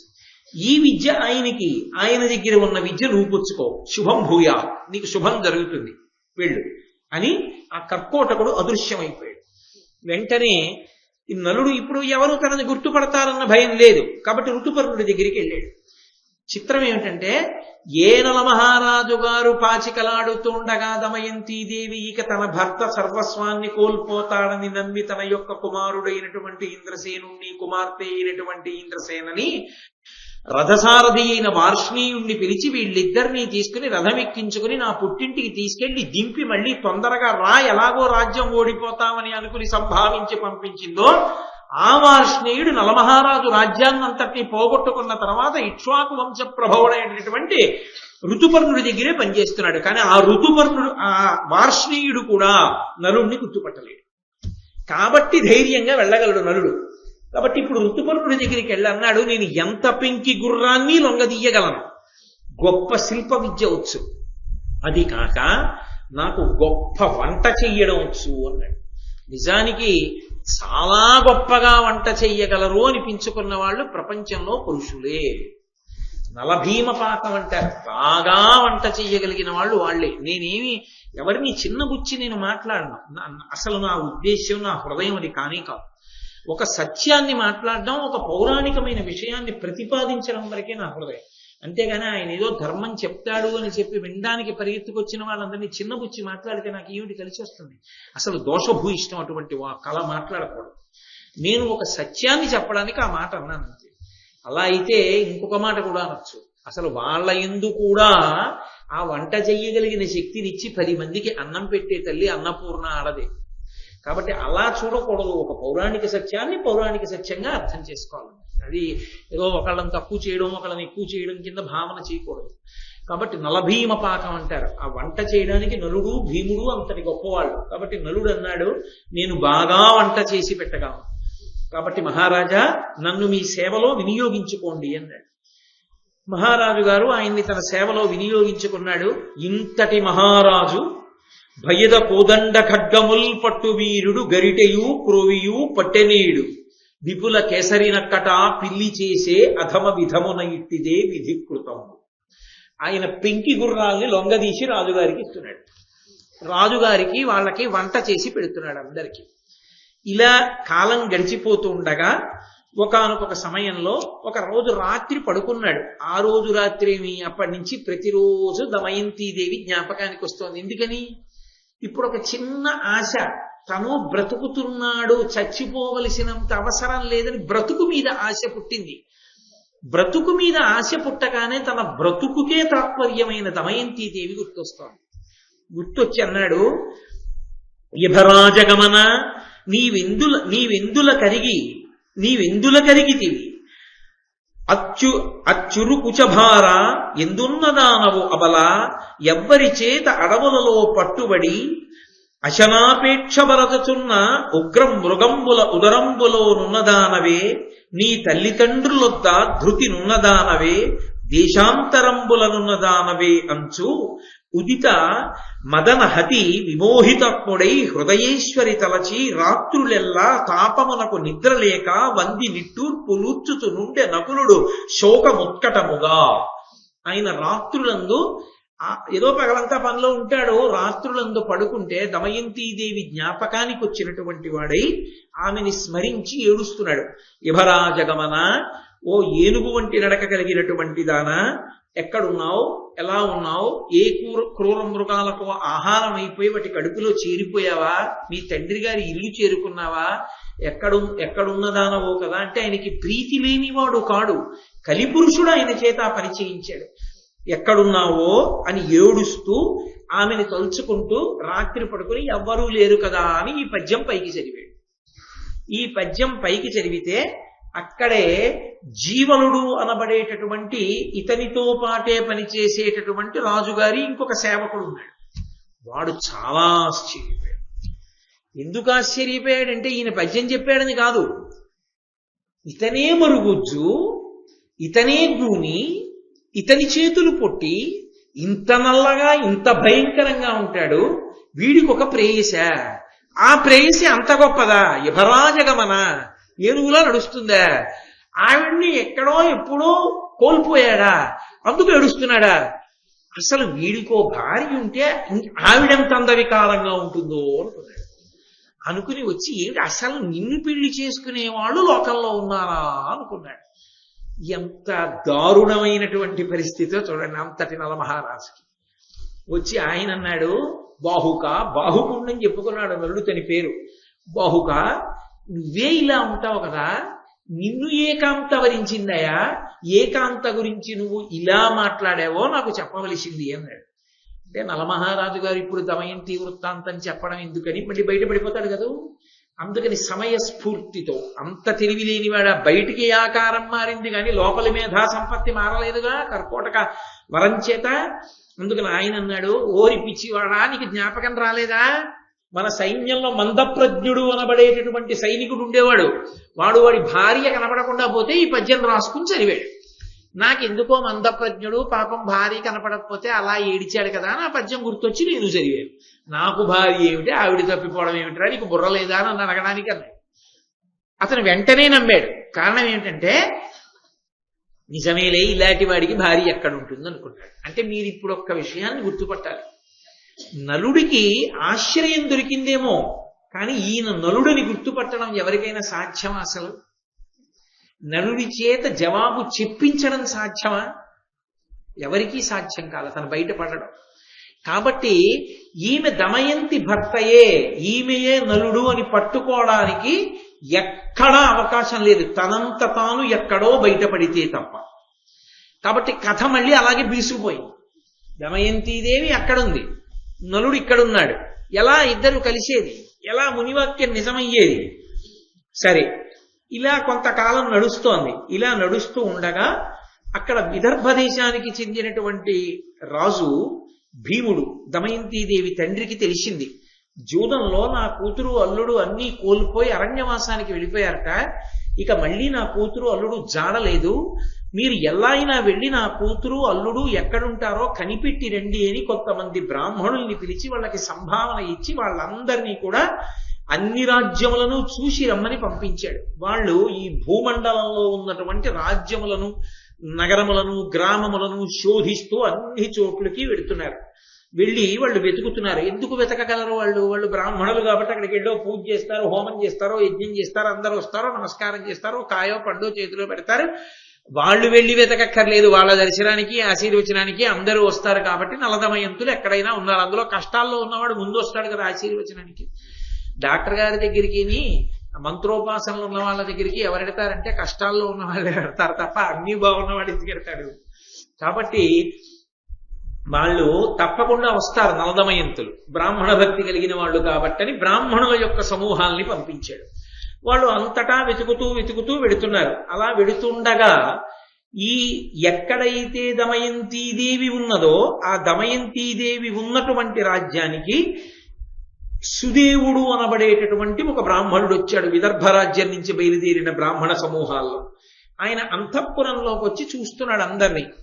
ఆ రోజుల్లో వారి యందు భక్తి అలా ఉండేది, వారు ఏమి మోసం చెయ్యరు అని. అందుకని ఆయన అంతఃపుర ప్రవేశం చేసి ఏదో ఆయనకి సంబంధించిన కార్యకలాపమునందు అందరినీ గమనిస్తూ దమయంతీదేవిని చూశాడు. చూసి వెంటనే గుర్తుపట్టాడు. ఆ ప్రజ్ఞ లేని వాళ్ళని ఎందుకు పంపుతాడు రాజు? గుర్తుపట్టి అనపహార్యంబు తేజోమయంబు సర్వగుణములకు అలంకారంబు గురుతరంబు భామలకు పతిభక్తియ పరమమైన భూషణంబు ఇట్టి వేపెర భూషణములు. ఆయన అన్నాడు దమయంతీదేవి వంక చూసి, అనపహార్యంబు, అమ్మా ఈ పాతివ్రత్యం అనేటటువంటి లక్షణం ఉందే, దీన్ని దొంగిలించడం ఎవరి వల్ల సాధ్యం కాదు, అది ఎవరు దొంగిలించలేరు. తేజోమయంబు, సమస్త తేజస్సుకి కారణం అది. సర్వగుణములకు అలంకారంబు, మిగిలిన గుణాలకన్నిటికీ అలంకారం పతిభక్తి. తల్లి, నీ పతిభక్తి ఏమిటో నాకు తెలుసు, నువ్వు దమయంతీదేవివి, నిన్ను గుర్తుపట్టాను నేను. నువ్వు అమ్మా ఇక్కడున్నావా, నీ తండ్రి భీమరాజు గారు, నీ తల్లి, నీ బిడ్డలు నీ ఇద్దరి కోసం బెంగ పెట్టుకున్నారమ్మా, నువ్వు బయలుదేరి రావలసింది అని దమయంతీదేవితో మాట్లాడుతున్నాడు. రాజమాత వింది. అరెరే, నా దగ్గర సైరంధ్రిగా చేరినప్పుడు అన్యులతో మాట్లాడనంది, బ్రాహ్మణులతో మాట్లాడతానంది, ఏ కష్టం వచ్చిందో ఇతను మాట్లాడుతున్నాడో ఆమె మాట్లాడటం లేదని పరుగు పరుగున వచ్చింది రాజమాత. వచ్చి ఎవరు ఈమె, ఏం పలకరిస్తున్నావు, ఏం మాట్లాడుతున్నావు అని అడిగింది. అంటే ఆయన అన్నాడు, అమ్మా ఈమె దమయంతీదేవి, ఈమె నలమహారాజు గారి యొక్క భార్య, భీముని యొక్క కూతురు, విదర్భదేశ బ్రాహ్మణుణ్ణి, ఈమె కోసమే వచ్చానమ్మా అన్నాడు. అంటే ఎలా గుర్తుపట్టావని అడిగింది ఆవిడ. నేను గుర్తుపట్టడానికి కారణం ఈమె రెండు కనుబొమల మధ్యలో బ్రహ్మదేవుడి చేత పెట్టబడినటువంటి ఒక అత్యద్భుతమైన తేజోవంతమైన పుట్టుమచ్చ ఉంది, దాని మీద బొట్టు పెట్టుకున్నాడు. కాబట్టి అది బాగా ఎరుక కలిగిన వాళ్ళు, చిన్నతనం నుంచి ఆమెని చూసిన వాళ్ళకి తప్ప తెలియదు. చిన్నపిల్లగా ఉన్నప్పటి నుంచి చూసిన వాడిని కాబట్టి నాకు తెలుసు. పరమ తేజోవంతమైన సహజమైనటువంటి బొట్టు ఉంది ఆవిడికి. కాబట్టి నేను దమయంతి అని గుర్తించాను అన్నారు. సరే ముఖం కడుక్కుని రా ఒకసారి అంది రాజమాత. ఆ ముఖ ప్రక్షాళనం చేస్తే సహజంగా తనంత తాను తేజోవంతమైనటువంటి బొట్టు కనుబొమల మధ్య ప్రకాశించింది. చంద్రమతీదేవి యొక్క మాంగళ్యం ఇతరులకు ఎలా కనపడదో ఒక్క హరిశ్చంద్రుడికి తప్ప ఆమె యొక్క తేజోవంతమైనటువంటి భ్రూమధ్యమునందున్నటువంటి ఆ బొట్టు స్థానం ఒక్క ఆయన సుదేవుడు మాత్రమే తెలుసుకోగలిగాడు. తెలుసుకుంటే అప్పుడు ఆ రాజమాత అంది, అమ్మా నేను మీ అమ్మ దశార్ణరాజు పుత్రికలం, మేమిద్దరం అక్క చెల్లెళ్ళం, నేను వీరబాహునికి ఇల్లాలినయ్యాను, కాబట్టి ఈ రాజ్యానికి రాజమాతనయ్యాను, నా బిడ్డ పరిపాలిస్తున్నాడు. అమ్మా నువ్వు నా సోదరి బిడ్డవా అంటే నాకు కూతురువే అంది. ఇది ఆనాడు ఆమెని చూస్తే ఏదో అనుబంధం కలుగుతోంది, తీసుకురమ్మని దాసితో చెప్పిందే. రక్త సంబంధాలు పలకరించుకుంటాయి. ఎక్కడున్నా మనసులు తెలియకపోయినా, మనుష్యులు తెలియకపోయినా ఆ అభిమానం, ఆ ఆప్యాయత తెలుస్తుంది. అందుకే మన వాళ్ళు రక్త సంబంధం అండి అంటుంటారు. ఆ రక్త సంబంధం క్షమాభిక్ష పెట్టగలిగినట్టు ఇతరులు పెట్టలేరు. రక్త సంబంధం రక్త సంబంధమే. అందుకే రాముడంతటి వాడంటాడు, దేశే దేశే కళత్రాణి దేశే దేశే చ బాంధవా తంతు దేశం నపశ్యామి ఎత్ర భ్రాత సహోదర అంటాడు. ఎక్కడికి వెళ్ళినా భార్య దొరుకుతుందేమో, వేరొక స్త్రీ భార్య కావచ్చేమో ఒక భార్య పడిపోతే, కానీ అది ఆ మాటని నేను ఏదో ఆయన శాస్త్రానికి అంటే వేరొకరు స్థానంలోకి వెళ్ళవచ్చు అని అన్నాడు. కానీ రాముడు ఏకపత్ని వ్రతుడు, అది కాదు ఆయన ఉద్దేశం. తోబుట్టువుల గొప్పతనాన్ని చెప్పడం. కాబట్టి భార్య దొరుకుతుందేమో, భార్య వైపు బంధువులు కూడా దొరుకుతారు, స్నేహితులు దొరుకుతారు ఎక్కడికి వెళ్ళినా. కానీ ఇక దొరకని వాళ్ళు అంటూ ఉంటే తోడ పుట్టిన వాళ్ళు ఒక్కళ్ళే. తల్లికి తండ్రికి ఈ జన్మలో ఎవరం కలిసి పుట్టామో వాళ్ళ మధ్యనే ఇక నా సొంత అన్నదమ్ముడు అక్క చెల్లెళ్ళు అని చెప్పుకోగలిగిన అనుబంధం. అటువంటి అనుబంధం యొక్క విలువ పవిత్రత తెలుసుకోలేనటువంటి చౌకబారు మనస్తత్వం ఉన్న వాళ్ళని ఆ పరమేశ్వరుడు ఒక్కడే బాగు చేయాలి. కాబట్టి అది రక్త సంబంధం. అంటే అది ఎన్ని తప్పుల్ని క్షమిస్తుంది. మా అన్నయ్య పోనిద్దరు, మా తమ్ముడు పోనివాడు క్షమించేస్తాడు. ఆ రక్త సంబంధానికి ఉన్నటువంటి గొప్పతనం అది దాన్ని అలా ఆకర్షిస్తుంది. కాబట్టి నా కూతురు అమ్మా, నీకు విదర్భరాజ్యం ఒకటి ఇదొకటి కాదు. తల్లి నా దగ్గర సైరంధ్రిగా ఉన్నావా, కొన్నాళ్ళుండి ఇక్కడే. అమ్మా ఎంత నీది రెండూ పుట్టిళ్ళే అయినా నీ దగ్గర ఉండడంలో నాకు బాధ లేకపోయినా నేను విదర్భ దేశానికి వెళ్ళిపోవడానికి కారణం ఒక్కటి ఉంది. ఒకటి, నా బిడ్డల్ని చూసుకోవాలని మనసు పరితపించిపోతాం. రెండు, బాగా కష్టం వచ్చినప్పుడు అందులో భర్తకి కూడా దూరం అయితే బావురుమని మా అమ్మ ఒళ్ళో తలపెట్టుకుని ఏడవాలి. అమ్మ అమ్మే కదూ, అందుకే అంత కష్టం వస్తే అమ్మ దగ్గరికే పంపిస్తారు. ఏ కష్టం అంటే తనకి అనుభవం లేక అది చాలా ఎంత ఇబ్బందికరమో అంటే అమ్మ దగ్గరే ఉంచుతారు. ఆ అమ్మకే తెలుసు ఆ సేద తీర్చడం. గర్భిణి అయిన ఆడపిల్లని పుట్టినింటికి పంపించడానికి కారణం అదే. ఆ అమ్మ దగ్గర ఉంటే చాలు ఆడపిల్లకి అంత అనునయం, అంత సంతోషం. అమ్మా అని పిలిచి ఎంత సేద తీరిపోతుందో.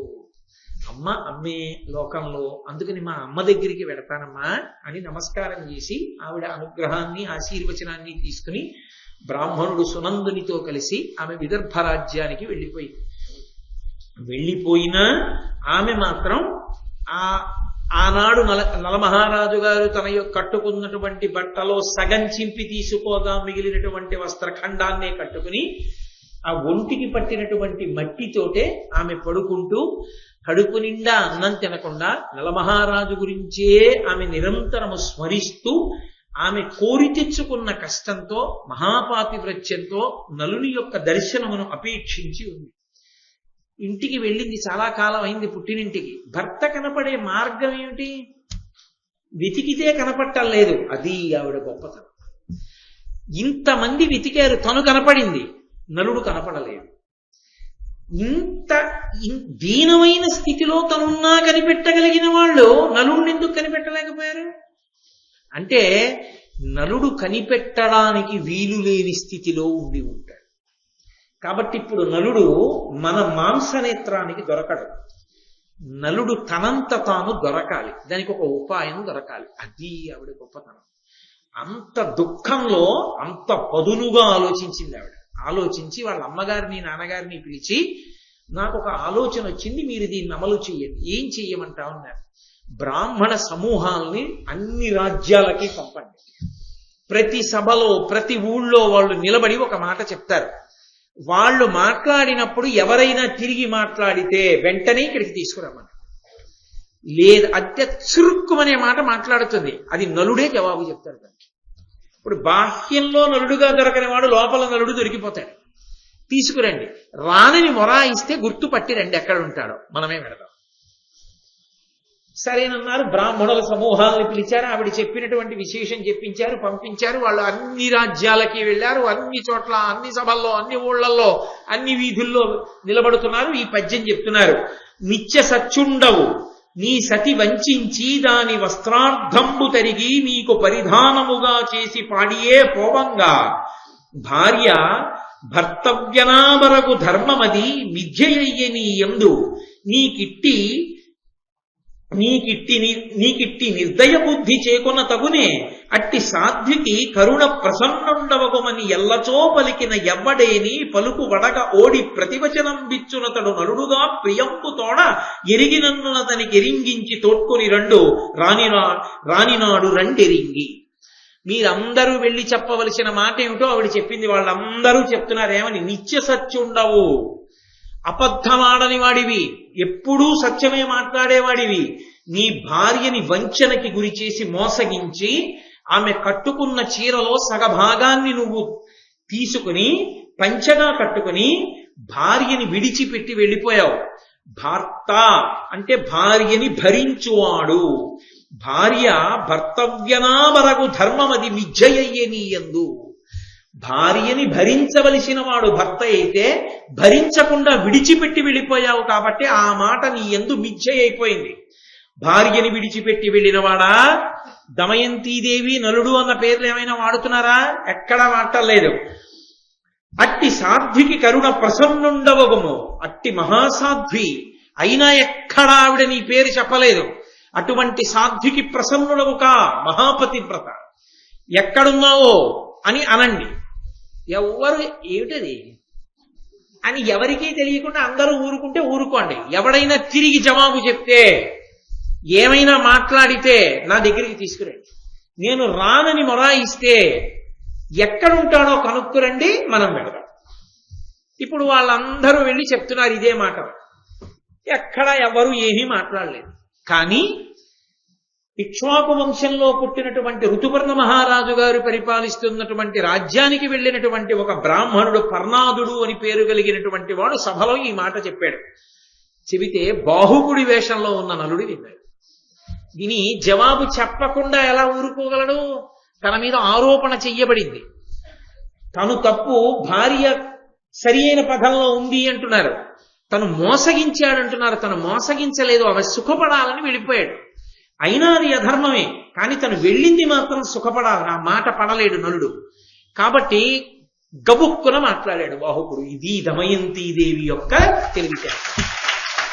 ఆయన అన్నాడు, పురుషునందు దోష పుంజంబు కలిగిన ఎరిగి ఎద సహించుని నీ భార్య, పురుషునందభీష్ట భోగంబు దేహాంతరంబునందు ధర్మరతియుపడయు. ఒకవేళ భర్త యందు నిజంగా ఏదైనా దోషమే ఉంటే ఆ దోషాన్ని 10 మందికి చెప్పకుండా సహించినదెవరో ఆమె భార్య. అటువంటి భార్య ఇహలోకమునందు తప్పకుండా భర్తతో కలిసి భోగాన్ని అనుభవిస్తుంది కాదు, వచ్చే జన్మలో కూడా ఆమెకి ధర్మమునందు అనురక్తి కలుగుతుంది. ఆయన ఎంత గుంభనంగా ఆయన మాట్లాడాడో చూడండి. అంటే తను తప్పు చేశానన్న మాటని మాత్రం ఒప్పుకోలేదు. భర్త నిజంగా తప్పే చేస్తే అది ఆ దోషాన్ని కడుపులో పెట్టుకున్నది పతివ్రత. దాని చేత ఇహమునందు పరమునందు ఉత్తర జన్మల యందు ఆమె రక్షింపబడుతుంది అన్నాడు. అంటే తప్పుగా అర్థం చేసుకుంది. అన్నది కడుపులో ఉండలేక ఇలా మాట్లాడి గబగబా వెళ్ళిపోయాడు. గబగా వెళ్ళిపోగానే ఆయన కనుక్కోలేడంటే అమాయకుడు వచ్చినవాడు ఆ పర్ణాదుడు కనుక్కున్నాడు, ఎవరా మాట్లాడిన వ్యక్తి? బాహుకుడు. ఏం చేస్తుంటాడు? ఏదో గుర్రాలని లొంగదీస్తూ ఉంటాడు, శిల్పకళా చాతుర్యం ఉన్నవాడు, వంటలు చేసి పెడుతుంటాడు ఋతుపర్ణ మహారాజుకి. కాబట్టి గబగబా వెళ్ళాడు. మళ్ళీ అమ్మా ఒక్కడు మాట్లాడాడు, ఇంకేం మాట్లాడలేదు, ఇలా మాట్లాడాడమ్మా, ఏం చేయమంటావు అన్నాడు. అంటే దమయంతీదేవి అంది, బాహుకుడన్న పేరుతో ఉన్నాడంటున్నావు, పొట్టి చేతులతో ఉన్నాడంటున్నావు, గూనితో ఉన్నాడంటున్నావు, నల్లగా ఉన్నాడంటున్నావు, కానీ జవాబు చెప్పాడు. ఖచ్చితంగా ఈ జవాబు నలమహారాజు గారిదే అయి ఉండాలి. ఇక్కడికి రాడంటున్నావు, కాబట్టి ఒక పని చెయ్యి. అతను నలుడో కాదో తెలుసుకోవాలంటే ఒక్కటే మార్గం ఉంది. మళ్ళీ నేను ఈసారి ఇంకొక బ్రాహ్మణుడిని పంపిస్తాను. ఇదే బ్రాహ్మణుడు వెళితే అనుమానం వస్తుంది. కాబట్టి వేరొక బ్రాహ్మణుడు వెళ్ళి దమయంతీదేవిని భర్త చాలా కాలంగా విడిచిపెట్టి వెళ్ళిపోయిన కారణం చేత, ఆయన కనపడని కారణం చేత ఆమె తండ్రి గారు ఆమెకి ద్వితీయ స్వయంవరం ప్రకటించారు. కాబట్టి ఆమెని భార్యగా పొందాలనుకున్న రాజులు రావచ్చని ఋతుపర్ణ మహారాజు గారికి చెప్పారు. ఎప్పుడు స్వయంవరం? రేపే ఏం చెప్పాలి. ఎందుకని? దానికో పెద్ద తమాషా ఉంది. ఋతుపర్ణ మహారాజు గారు పరిపాలిస్తున్న అయోధ్య నగరానికి దమయంతీదేవి ఉన్న విదర్భదేశ రాజధానికి మధ్యలో దూరం 100 ఆమడలు. 100 ఆమడల దూరాన్ని ఒక్క రోజులో నడపగలిగినటువంటి ఏకైక శక్తి ఉన్నవాడు నలుడొక్కడే భూమండలంలో. రథాన్ని వేరొకరు నడపలేరు. కాబట్టి ఇప్పుడు ఋతుపర్ణుడు వెళ్ళాలనుకుంటాడు. ఋతుపర్ణుడు వెళ్ళాలంటే సారథ్యం బాహుకుడికి అప్పచెప్తాడు, గుర్రాలు తోలుతాడు కనుక. అలా రథాన్ని తీసుకొస్తే రథం యొక్క చప్పుడు బట్టి ఆవిడ చెప్తుంది నలుడో కాదో రథం తోలినవాడు. ఇదో విచిత్రం. అసలు మహారాజుకి రథ సారథ్యం రావక్కర్లేదు, వేరొకడు సారథ్యం చేస్తాడు. కారు కొనుక్కున్న ప్రతి వాళ్ళకి కారు డ్రైవింగ్ రావక్కర్లేదు. ఎందుకంటే డ్రైవర్ వాడు ఉంటాడు, వాడు కారు వెనక సీట్లో కూర్చుని వెడుతూ ఉంటాడు.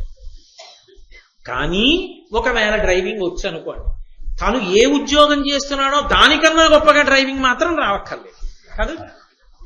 తను చేసిన ఉద్యోగం బాగా వస్తుంది, కారు డ్రైవింగ్ తక్కువ వస్తుంది. ఒక డాక్టర్ గారు కారు కొనుక్కున్నారనుకోండి, ఆ డాక్టర్ గారు కారు కొనుక్కుంటే ఎప్పుడైనా ఆయన డ్రైవ్ చేసుకున్నారనుకోండి, డాక్టర్ గారు కారు డ్రైవ్ చేయొచ్చు. కానీ ఆయన ఒక్క గొప్ప కార్డియాలజిస్ట్ గా కన్నా ఒక గొప్ప డ్రైవర్ గా పేరు తెచ్చుకోవడం ఎప్పుడూ ఉండదు. కార్డియాలజిస్ట్ గానే పేరు తెచ్చుకుంటాడు, దాని మీద అనురక్తి ఉంటుంది.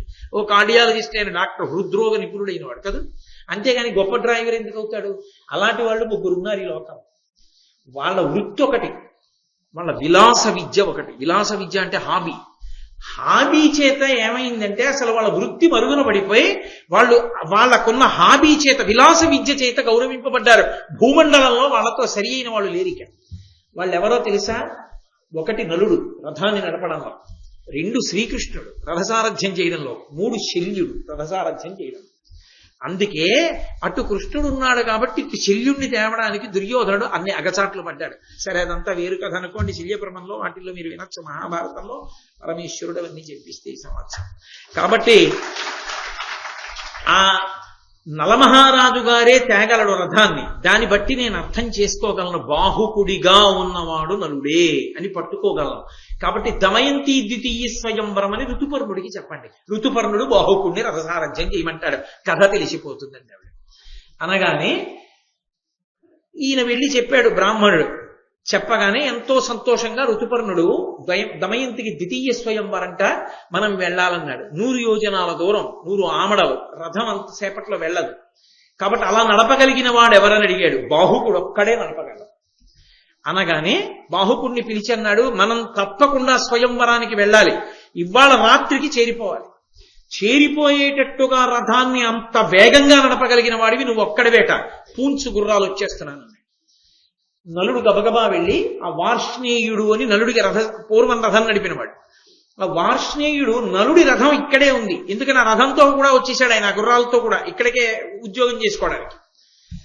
ఆయన వేరు గుర్రాలు తీసుకొచ్చి పూలుస్తున్నాడు, మంచి ఓపిక ఉన్న గుర్రాలు. నలుడు అన్నాడు, కాదు, ఆ గుర్రాలతో రథం పూంచన్నాడు. తను నలుడిగా ఉన్నప్పుడు తోలిన గుర్రాల రథాన్ని పూంచాడు.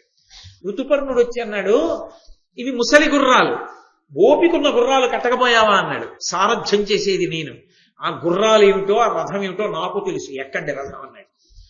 ఋతుపర్ణుడు ఎక్కాడు, వార్ష్ణేయుడు ఎక్కాడు, బాహుకుడు రథం తోలుతున్నాడు. రథం తోలుతుంటే ఆశ్చర్యపోయిన వాడు ఋతుపర్ణుడు. ఎందుకో తెలుసా, ఆయన అనుకున్నాడు, అన్నాడు కానీ తీసుకెళ్లగలడా అంత దూరం అనుకున్నాడు. ఎదురున దవ్వుల చూచిన పొడవులెల్లా తక్షణమ కదియగా అవి ఎంతయును దవ్వయి కనపడ బిరుదనిది దినేశ్వరు రథమో అనూరుడో ఇతడంచు అప్పుడు హృదయముననుకడు విస్మయం బంది ఇక్ష్వాకుకులుడు. ఆ రథంలో కూర్చుని వెళ్ళిపోతున్న ఋతుపర్ణుడికి దూరంగా చెట్టు కనపడేది. ఆయన ఇలా చూసేటప్పటికీ అది ఎక్కడో వెనక్కి వెళ్ళిపోయింది. అంటే రథం ఎంత వేగంగా పెడుతోందో చూడండి. ఆయన ఇలా ఆశ్చర్యంతో చూస్తుంటే గాలికి ఆయన ఉత్తరీయం కింద పడింది రథంలోంచి. వెంటనే అన్నాడు, ఆపు ఆపు బాహుక, ఉత్తరీయం పడింది, వార్ష్ణేయుడు దిగి దాన్ని తీస్తానన్నాడు. ప్రభువు దిగి తీయడుగా. నలుడు అన్నాడు, ఆపడం కుదరదు, యోజనం దూరం వచ్చేసింది రథం అన్నాడు. ఉత్తరీయం కింద పడగానే ఉత్తరీయం పడిందయా అనేటప్పటికీ యోజనం దూరం వెళ్ళిపోయింది రథం. అది నలుడు యొక్క రథసారథ్యం అంటే అలా ఉంటుంది. కాబట్టి అంత వేగంగా రథాన్ని పోనిస్తున్నాడు.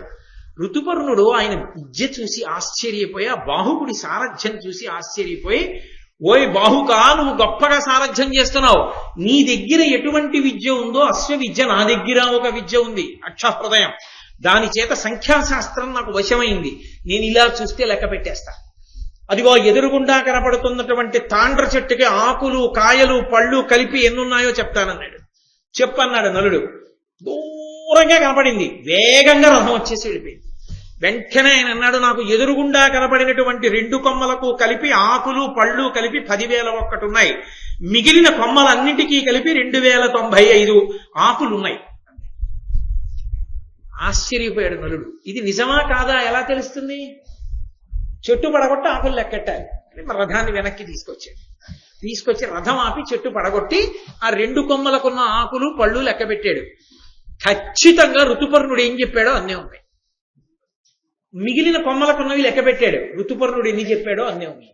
అది అక్షవిద్య యొక్క శాస్త్రం. దాని వలన ఆయనకి వశమైంది ఆ శక్తి. కాబట్టి ఇప్పుడు ఆశ్చర్యపోతే ఋతుపర్ణుడు అన్నాడు, నీ సారథ్యం చూసి నేను ఆశ్చర్యపోతున్నాను. తీసుకెళ్ళిపోతావు, సందేహం లేదు, విదర్భ రాజ్యానికి తీసుకెళ్తావు. కాబట్టి నీకు నేను అక్షహృదయం ఇస్తాను, తీసుకో. ఇది అక్షహృదయం అనగా విదితంబగు విద్య, దీని విద్యుక్తముగా మది నెరుగు నరుడు సంఖ్యావిదుడగు దుష్కృత కలంక విష విముక్తుడగున్. ఏ వ్యక్తి అయితే దీన్ని సంప్రదాయబద్ధంగా గురుముఖంగా ఈ విద్యని తీసుకుంటాడో వాడు, అలా తీసుకున్నటువంటి వ్యక్తి సంఖ్యాశాస్త్రమునందు ప్రవీణుడవుతాడు. ఏవైనా సరే ఇలా చూస్తే లెక్క పెట్టేస్తాడు, అతనికి ఆ శక్తి వచ్చేస్తుంది. అంతేకాదు, ఎవరు ఈ అక్షహృదయాన్ని పుచ్చుకుంటారో ఆ పుచ్చుకున్న వ్యక్తి ఇంతకు ముందు ఏవైనా పాపకర్మలు చేసి ఉంటే అవన్నీ తొలగిపోతాయి. 2, అతను ఇక పాపం చెయ్యడానికి వీలులేని గొప్ప స్థితిని పొందుతాడు. 2, అతని శరీరంలో విషం ఉంటే అదంతా బయటికి పోతుందన్నాడు. అక్షహృదయం నాకు ఉపదేశించమన్నాడు. కర్కోటకుడు చెప్పాడుగా, నీకు ఈ గుర్రాల్ని తోలి హృదయం నీకు చెప్తా, అశ్వహృదయం, అక్షహృదయం నాకు చెప్పన్నాడు. అంటే ఆయన అన్నాడు, నీకు నేను నేర్పుతాను, కాబట్టి జాగ్రత్తగా నేర్చుకో. సకల గుణ ప్రసిద్ధుడగు సర్వహితుండగు జూవేయంచు బాహుకునకు ప్రీతితోడ విధియుక్తముగా నుపదేశమిచ్చే అత్య కుటిల బుద్ధి అక్షహృదయంబు గరంబు రయంబుతో విదర్భకు జనువేట్క చేసి ఋతుపర్ణుడు పూర్ణమన ప్రసన్నుడై. తొందరగా విదర్భ చేరుకోవాలని దమయంతీదేవి యొక్క పునఃస్వయంవరంలో పాల్గొనాలనేటటువంటి ఉత్కంఠతో ఉన్న ఋతుపర్ణుడు నీకు వెంటనే నేర్పుతాను కూర్చోవయ్యా అని చెప్పి ఆ అక్షహృదయాన్ని ఉపదేశం చేశాడు. ఎప్పుడైతే అక్షహృదయాన్ని ఉపదేశం నలుడు పొందాడో, పొందగానే ఆయన శరీరంలో ఉన్నటువంటి కర్కోటకుని యొక్క విషం బయటికి వెళ్ళిపోయింది. అది బయటికి వెళ్ళిపోగానే పాపమునకు ఆలవాలమైనది కూడా ఇక లోపల ఉండడానికి వీల్లేదు. అక్షహృదయం నేర్చుకుంటే కలిపురుషుడు బయటకు వచ్చేసాడు. నలుణ్ణి విడిచిపెట్టేశాడు. విడిచిపెట్టి బయటకు వచ్చి నించున్నాడు. నిలబడి నలుడొల్లి ఆక్రమించిన కలి కర్కోటక విషంబు గ్రక్కుచు నొడలన్ వెలుబడి నలునకు విహితంజలి అయి తన్నిరుగ చెప్పే చెంచలుడగుచున్ గడగడగడగడ వణికిపోతూ 2 చేతులు అంజలి ఘటించి నలుడికి నమస్కరించి, నేను ఈ కలిపురుషుణ్ణి నీలోకి ప్రవేశించి నీతో తమకంతో కూడిన జూదం ఆడించాను, భార్యని విడిచిపెట్టేటట్టు చేశాను, నీతో ఈ పాపములు చేయించిన వాడను నేనే. ఒకనాడు దమయంతి స్వయంవరంలో ఆమెను అపేక్షించి ఆమె వివాహం అయిపోయిందని తెలుసుకుని కక్ష కట్టి ఇన్ని పనులు చేశాను, నన్ను మన్నించవలసింది అన్నాడు. నలమహారాజు గారు కలిపురుషుణ్ణి వెంటనే నీకు తగిన శిక్ష వేస్తానన్నాడు. ఇంకేం శిక్ష వెయ్యాలి? నీలో నేనుండగా కర్కోటకుడు కరిచిన కారణం చేత ఆ విషం నీ లోపల తిరుగుతుంటే విషం చేత కాలుతూ చస్తూ ఇన్నాళ్ళు చచ్చాను. అక్షహృదయం ఉపదేశం పొందితే విషంతో పాటు బయటపడ్డాను. కాబట్టి నాకు పడవలసిన శిక్ష పడింది, నన్ను క్షమించమన్నాడు. వదిలిపెట్టేశాడు నలమహారాజు. వెంటనే ఆ కలి మళ్లీ కనపడితే నలుడు ఏం చేస్తాడోనన్న భయంతో అక్కడే ఉన్నటువంటి ఆ తాండ్ర వృక్షంలోకి వెళ్ళిపోయాడు. అందుకే అప్పటి నుంచి ఇప్పటి వరకు కూడా ఎవ్వరూ కూడా తాండ్ర చెట్టుని చూడడం కానీ తాండ్ర చెట్టు నీడలో నిలబడడం కానీ చెయ్యకూడదు అని. దాని వలన కలిపురుషుని యొక్క దోషం అంటుకుని లేనిపోని ఇబ్బందుల పాలవుతారు అని. ఆనాడు కలిపురుషుడు ఒక మాట అన్నాడు, ఎక్కడైనా సరే నలదమయంతుల యొక్క చరిత్ర చెప్పిన, నలదమయంతుల్ని కీర్తించిన అటువంటి వారి జోలికి నేను రాను. ఒకవేళ పాపపు బుద్ధులు కల్పించి ఎవరి ఎందైనా నేను ప్రవేశించినా విశేషమైన అపకీర్తి పాలైపోతున్నా ఈ నలదమయంతుల యొక్క ఆఖ్యానం చెప్పబడిన చోట శ్రద్ధాళువులై వింటే నేను వెంటనే వాళ్ళని విడిచిపెట్టి వెళ్ళిపోతాను. వాళ్ళు పుణ్యాన్ని పొంది వాళ్ళు మళ్ళీ మనశ్శాంతిని పొందుతారు అని వరమిచ్చాడు. అక్కడి నుంచి మళ్ళీ ఋతుపర్ణుణ్ణి ఎక్కించుకుని అపారమైన వేగంతో నలుడు విదర్భ రాజ్యానికి చేరుకున్నాడు. చిలికెత్తెలు వచ్చి చెప్పారు, అమ్మా రథం వచ్చేస్తోంది ఋతుపర్ణుడిది. ఋతుపర్ణుడి కోసం కాదు దమయంతి సంరంభం, సారథి తోలుతున్న రథం యొక్క చప్పుడు బట్టి చెప్తుంది ఆవిడ. నలుడో కాదో సారథి. ఆవిడ జాగ్రత్తగా రథసారథ్యం, ఆ రథం యొక్క చక్రముల చప్పుడు విందా ఘోష. ఖచ్చితంగా రథసారథి నలుడే, బాహుకుడి వేషంలో ఉన్నవాడు నలుడే ఆమె నిర్ధారించింది. 3వ పరీక్ష నిర్ణయించి వచ్చేశారు. ఋతుపర్ణ మహారాజు గారు భీముణ్ణి కలుసుకున్నాడు. ఎక్కడా స్వయంవరం ఏర్పాట్లు లేవు. ఇదేమిటి, ఎవరూ లేరు, నేను ఒక్కడనే వచ్చాను. అంతటి మహాపతివ్రత అయిన దమయంతీదేవికి 2వ స్వయంవరం ఏమిటి, నేను రావడం ఏమిటి అని సిగ్గుపడి ప్రశాంతంగా ఉండిపోయాడు ఏకాంతంగా. ఆయన ఏమి బయటపడలేదు, ఆ మాట అనలేదు, తనకే సిగ్గు కలిగి ఉండిపోయాడు. అది ఆమె పాతివ్రత్య శక్తి. ఈ తల్లి దమయంతీదేవి వెంటనే కేసిని అనబడేటటువంటి తన యొక్క చెలికెత్తిని పిలిచి, తన దగ్గర ఉండే ఒక దాసిని పిలిచి, నువ్వు వెళ్ళి నలమహారాజు గారితో మాట్లాడిరా, బాహుకుడిగా ఉన్నాడు కదూ, ఎక్కడున్నాడో చూడు. ఇప్పుడు మన అంతఃపురం దగ్గరికి వచ్చాడుగా, ఋతుపర్ణుడిని తీసుకొచ్చాడుగా. ఋతుపర్ణుడు అంటే అంతఃపురంలో ఉంటాడు, అతను ఏ అశ్వశాలలోనో ఉంటాడుగా. బండికి గుర్రాలు విప్పి వెళ్ళి మాట్లాడిరా, జాగ్రత్తగా మాట్లాడదు. చిత్రనలీయంలో అసలు విని తీరాలి. ఆ చిత్ర మాట్లాడడం అలా ఉంటుంది, అంత గొప్పగా ఉంటుంది. బాహుకుడంతటి వాడు పొరపాటు పడిపోతాడు ఆ చిత్రతో మాట్లాడడం. అంత అద్భుతమైన సంభాషణ నడిపించారు అందులో.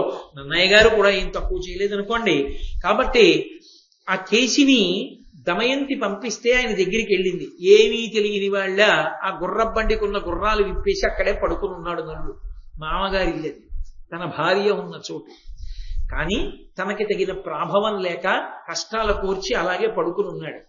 ఈ కేసిని వెళ్ళి అడిగింది, నన్ను దమయంతీదేవి పంపించింది, మీరు ఎందుకు వచ్చారో అడిగిరమ్మంది. వెంటనే దమయంతీదేవి పంపించింది, మీరెందుకు వచ్చారు అంటే, ఒకటి పురుష హృదయం కనుక అక్కసుతో ఎందుకు వస్తాం, పునర్వివాహం చేసుకుంటానందిగా, ఋతుపర్ణుడు వచ్చాడు తీసుకొచ్చాను అని ఆమె అక్కసుతో మాట్లాడతాడేమో చూడాలి. ఆయన పరమ ప్రశాంతంగా అన్నాడు. భీముడు పునఃస్వయంవరాన్ని ప్రకటించాడుగా దమయంతీదేవికి. ఋతుపర్ణ మహారాజు రావలసి వచ్చింది. 100 ఆమడల దూరం రావడం కష్టం కదా, నన్ను సారథ్యం చేయమంటే చేశాను, అందుకు వచ్చాం ఈ ఊరు, అంతకన్నా ఎందుకు వస్తాం అన్నాడు. కేశిని అంది, 3వ వారెవడు మీతో వచ్చింది? వార్ష్ణేయుడు అన్నాడు. అంటే ఆవిడంది, వార్ష్ణేయుడు నకులుడి దగ్గర పనిచేశాడంటారు కదా, వార్ష్ణేయుడికి నకులుడి జాడ తెలియదా? అంటే మరి ఇద్దరు కలిసే వచ్చారుగా, నీ గురించి వార్ష్ణేయుడికి తెలియదా అంటే మాట్లాడడంలో ఎక్కడైనా పొరపాటు పడతాడేమో పట్టుకోవచ్చు. ఆయన అన్నాడు, నేను అనలేదు, పొరపాటున ఆనాడు నేను జూదమాడుతుండగా దమయంతి పంపించిందిగా పిల్లల్ని అంటాడేమో అని. ఆయన అన్నాడు, నలమహారాజు జూదమాడుతుండగా దమయంతీదేవి బిడ్డలిద్దరినీ వార్ష్ణేయుడి రథమెక్కించి పుట్టింటికి పంపించి వెనక్కి త్వరగా రమ్మందిట. వార్ష్ణేయుడు తిరిగొచ్చే లోపలే నరుడు రాజ్యభ్రష్టుడై అరణ్యవాసానికి వెళ్ళిపోయట. లేని కొలువు నాకెందుకు, నలుడు లేడు కదా అని ఆయన పుష్కరుడి దగ్గర పనిచేయడం ఇష్టం లేక తిన్నగా వెళ్ళిపోయి ఋతుపర్ణుడి దగ్గర చేరిపోయట. అందుకు ఋతుపర్ణుడి దగ్గర పనిచేస్తున్నాడు. నలుడు ఓడిపోగానే ఋతుపర్ణుడి దగ్గరికి వెళ్ళిపోయినటువంటి వార్ష్ణేయుడికి నలుడు యొక్క జాడ ఎలా తెలుస్తుంది? తెలియదు. ఎక్కడైనా దొరికాడా? ఎక్కడా ఆయన దొరకలేదు. ఎక్కడా దొరకకపోతే కేశిని ఎంత దాపరికంతో ఉందామనుకున్నవాడైనా అతను చేసిన మోసాన్ని ఎత్తి చూపించి నింద చేస్తే ముఖంలో కూడా ఎటువంటి ప్రతిస్పందన లేకుండా, ఏ భావం లేకుండా దాచుకోగలరా? అంత ప్రేమైకమూర్తి బయటపడడా ఎక్కడో అక్కడ చూడాలని నలుణ్ణి నింద చేస్తూ మాట్లాడింది. అడవిలో వస్త్రార్థహారి అయి దయలేక ప్రాణేశ్వరుడు తను బాసి చనిన నాటి వస్త్రార్థంబు నలినాక్షి ఇప్పుడు పరిధానముగా పాంసు పటల మలిన మగుచున్న తనముతో నయనంబు జడకొన్న అలకావళులతోడ అవనితలము శయనంబుగా ధర్మచారిణి దమయంతి అనఘవ్రతం బిట్టులాచరించుచున్నదనిన అవిరళోద్గత బాష్పపూర్ణంబులైన లోచనంబులెరుక పడకయుండ వదన పద్మంబు వాంచి తానుండు వలను సూచుచుండె నలుడు.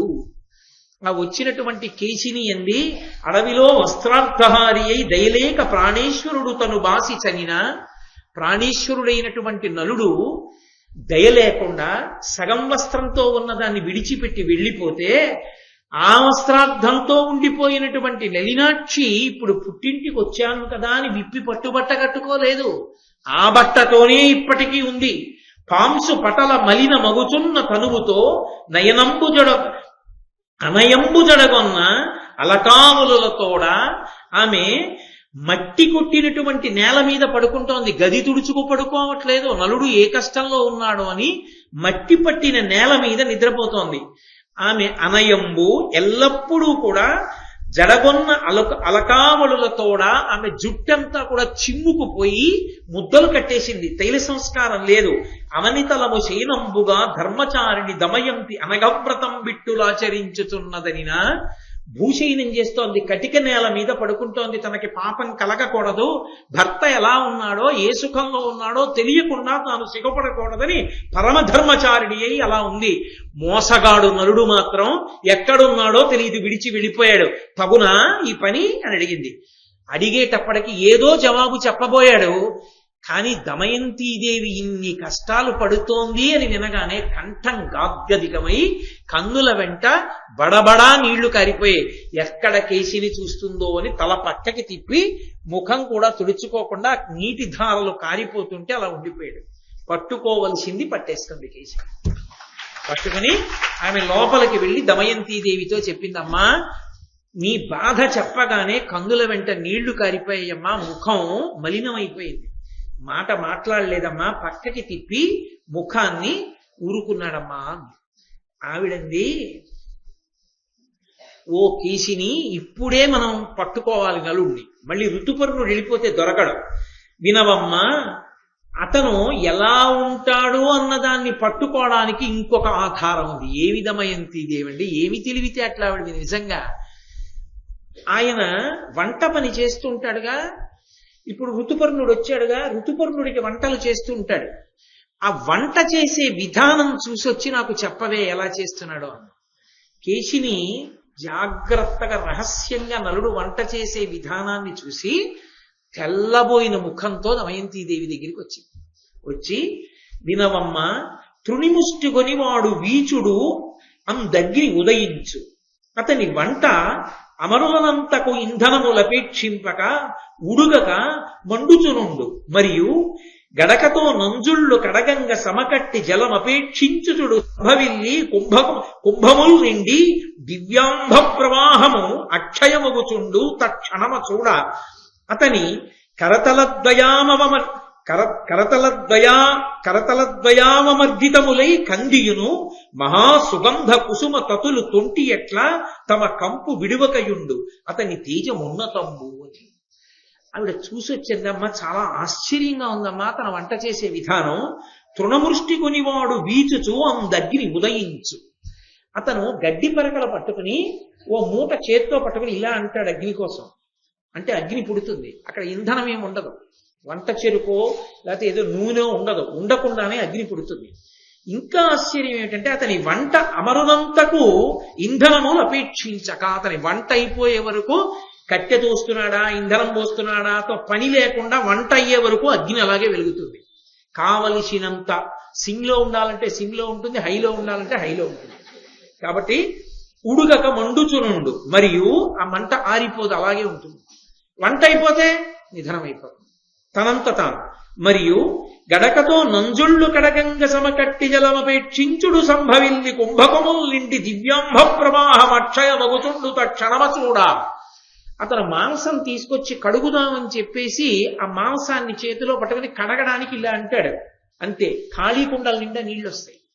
వస్తే కడుగుతాడు. కడిగితే ఖాళీగా ఉన్న కుండలు మళ్ళీ నిండిపోతుంటాయి. ఎవరూ పొయ్యరు నీళ్లు, ఎక్కడి నుంచి వస్తాయో తెలియదు. నూతులోంచి తోడడం, కుండలు నిండుతాయి నీళ్లతో. ఇంకా ఆశ్చర్యం ఏమిటంటేనమ్మా, ఆయనతోటి అతని కరతలద్వయామర్దితములై కందియును మహాసుగంధ కుసుమ తతులు తొంటి ఎట్ల తమ కంపు విడివకయుండు, అతని తేజమున్నతంబు.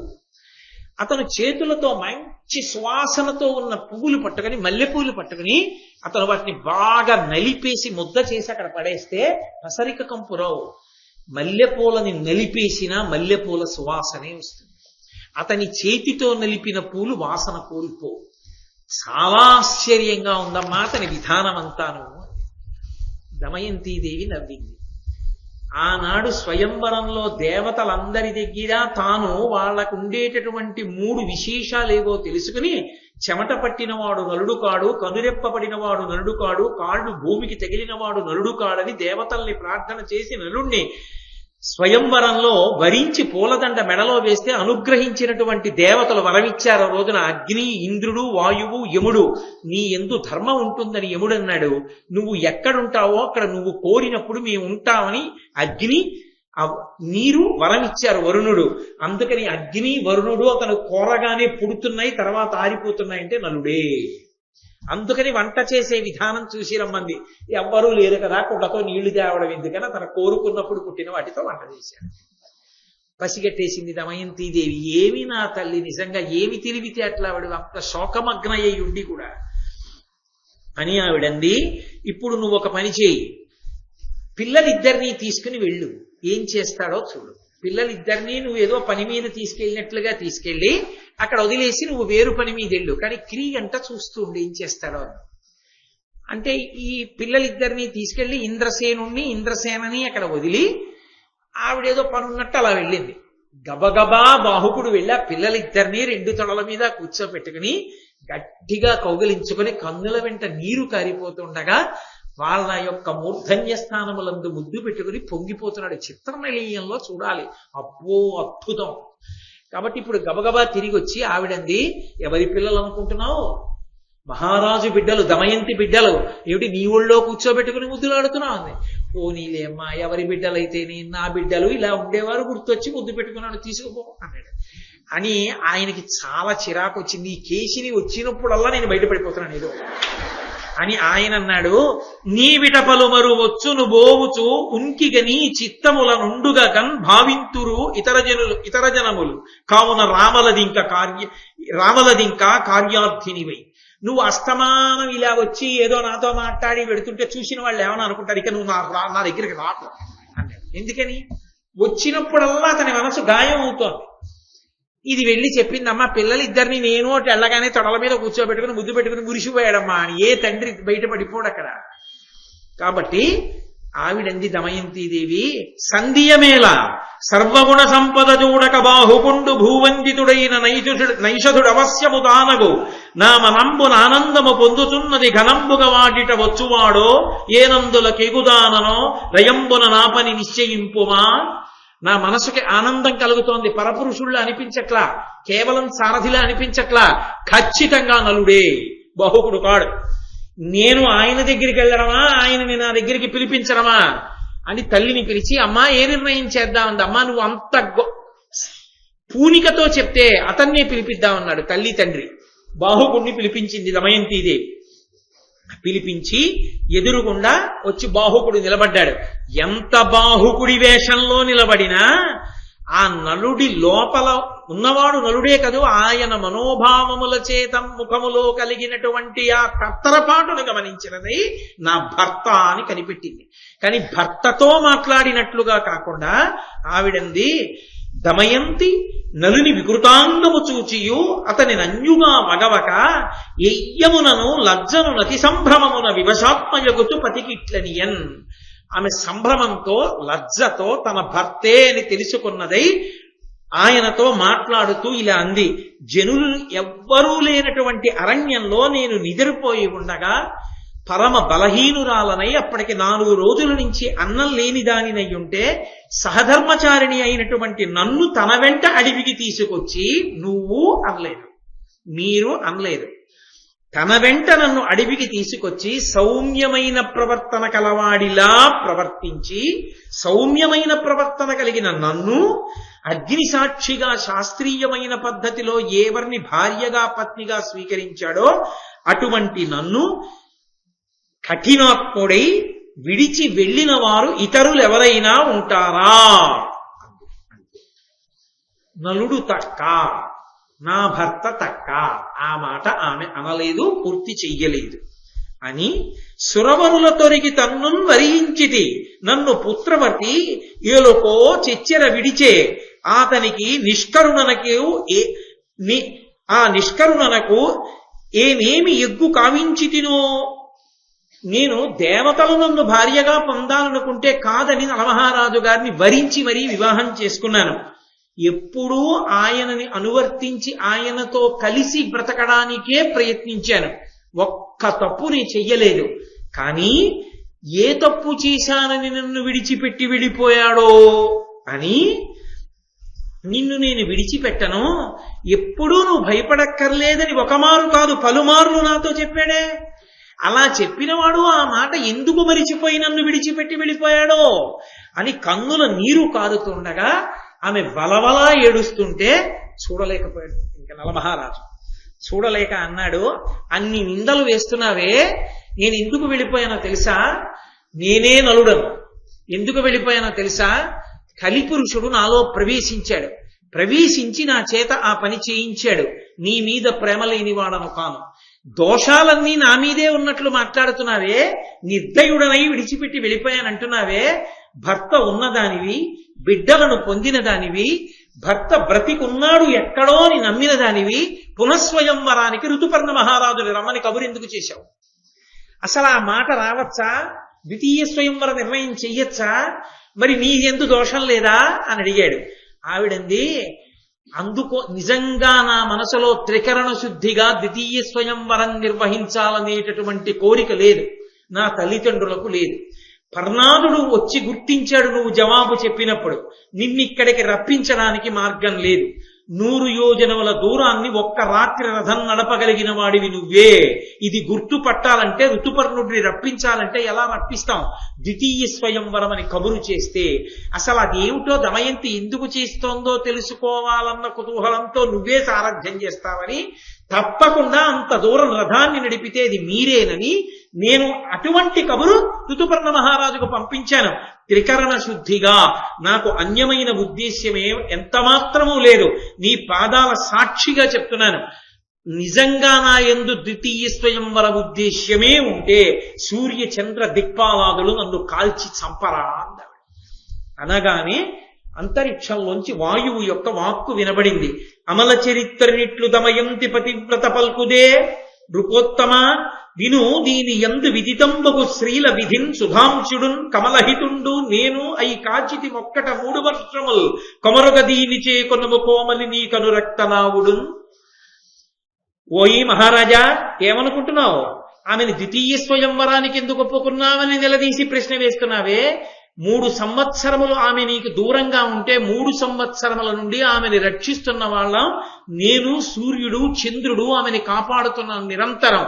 ఆమె మహాపతివ్రత, ఆమె యందు దోషం లేదు, ఆమెని స్వీకరించు అన్నాడు.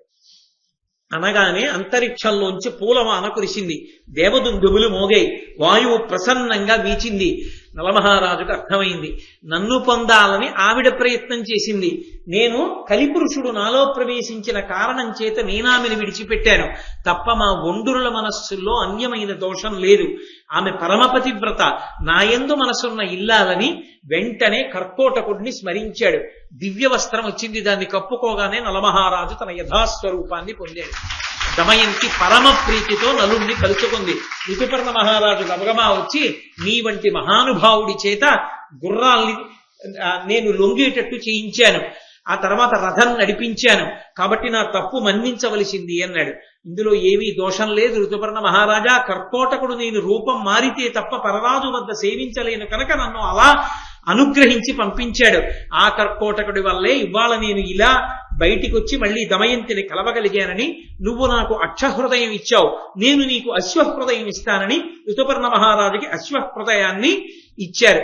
ఇచ్చిన తరువాత నలమహారాజు గారు ఒకానొకప్పుడు కొన్ని రోజులు ఆ విదర్భ రాజ్యంలో ఉన్న తర్వాత కేవలంగా 1 రథాన్ని, 16 ఏనుగుల్ని, 50 గుర్రాల్ని, 600 మంది సైనికుల్ని వెంట పెట్టుకుని నిషధరాజ్యానికి వెళ్లి అక్కడ రాజ్యమేలుతున్నటువంటి పుష్కరుడితోటి, నువ్వు నాతో ధర్మయుద్ధం చేస్తావా లేకపోతే నువ్వు నాతో జూదం ఆడతావా, రెండిటిలో ఏం చేస్తావో నాకు చెప్పమన్నారు. జూదం ఆడతాను, నీ దగ్గర ఏముందని ఫణం పెడతావన్నాడు. దమయంతిని ఫణం పెడతానన్నాడు. దమయంతీదేవిని పొందొచ్చనుకున్నాడు పుష్కరుడు. ఎందుకని, ఇప్పుడు అక్షహృదయం తన దగ్గరుంది, తనని మాయ చేసి ఓడించడం కుదరదు. ద్వాపరుడు పాచికలలో ఉన్నా ఇక పడవు పందాలు. అక్షహృదయం తెలుసున్న వాడిని ఓడించగలిగిన వాడు ఇంకొండడు జూదంలో. కాబట్టి దమయంతీదేవిని ధైర్యంగా పణం పెట్టి పందెం వేశాడు. సమస్త సామ్రాజ్యాన్ని పుష్కరుడు పెట్టాడు. 1 పందెంలోనే తన రాజ్యాన్నంతా నలుడు తాను పొందేశాడు. పొందేసి అక్షహృదయం ఉంది కాబట్టి ఓడిపోకుండా రాజ్యాన్ని పొంది ఎంతో సంతోషంతో, నిన్ను నేను వధించి ఉండేవాణ్ణి కానీ నా పినతండ్రి బిడ్డవి, ఇక్కడి నుంచి వెంటనే విడిచిపెట్టి వెళ్ళిపోమన్నాడు. ఆయన ఆ రాజ్యాన్ని విడిచిపెట్టి వెళ్ళిపోయాడు. దమయంతీదేవి బయలుదేరొచ్చింది.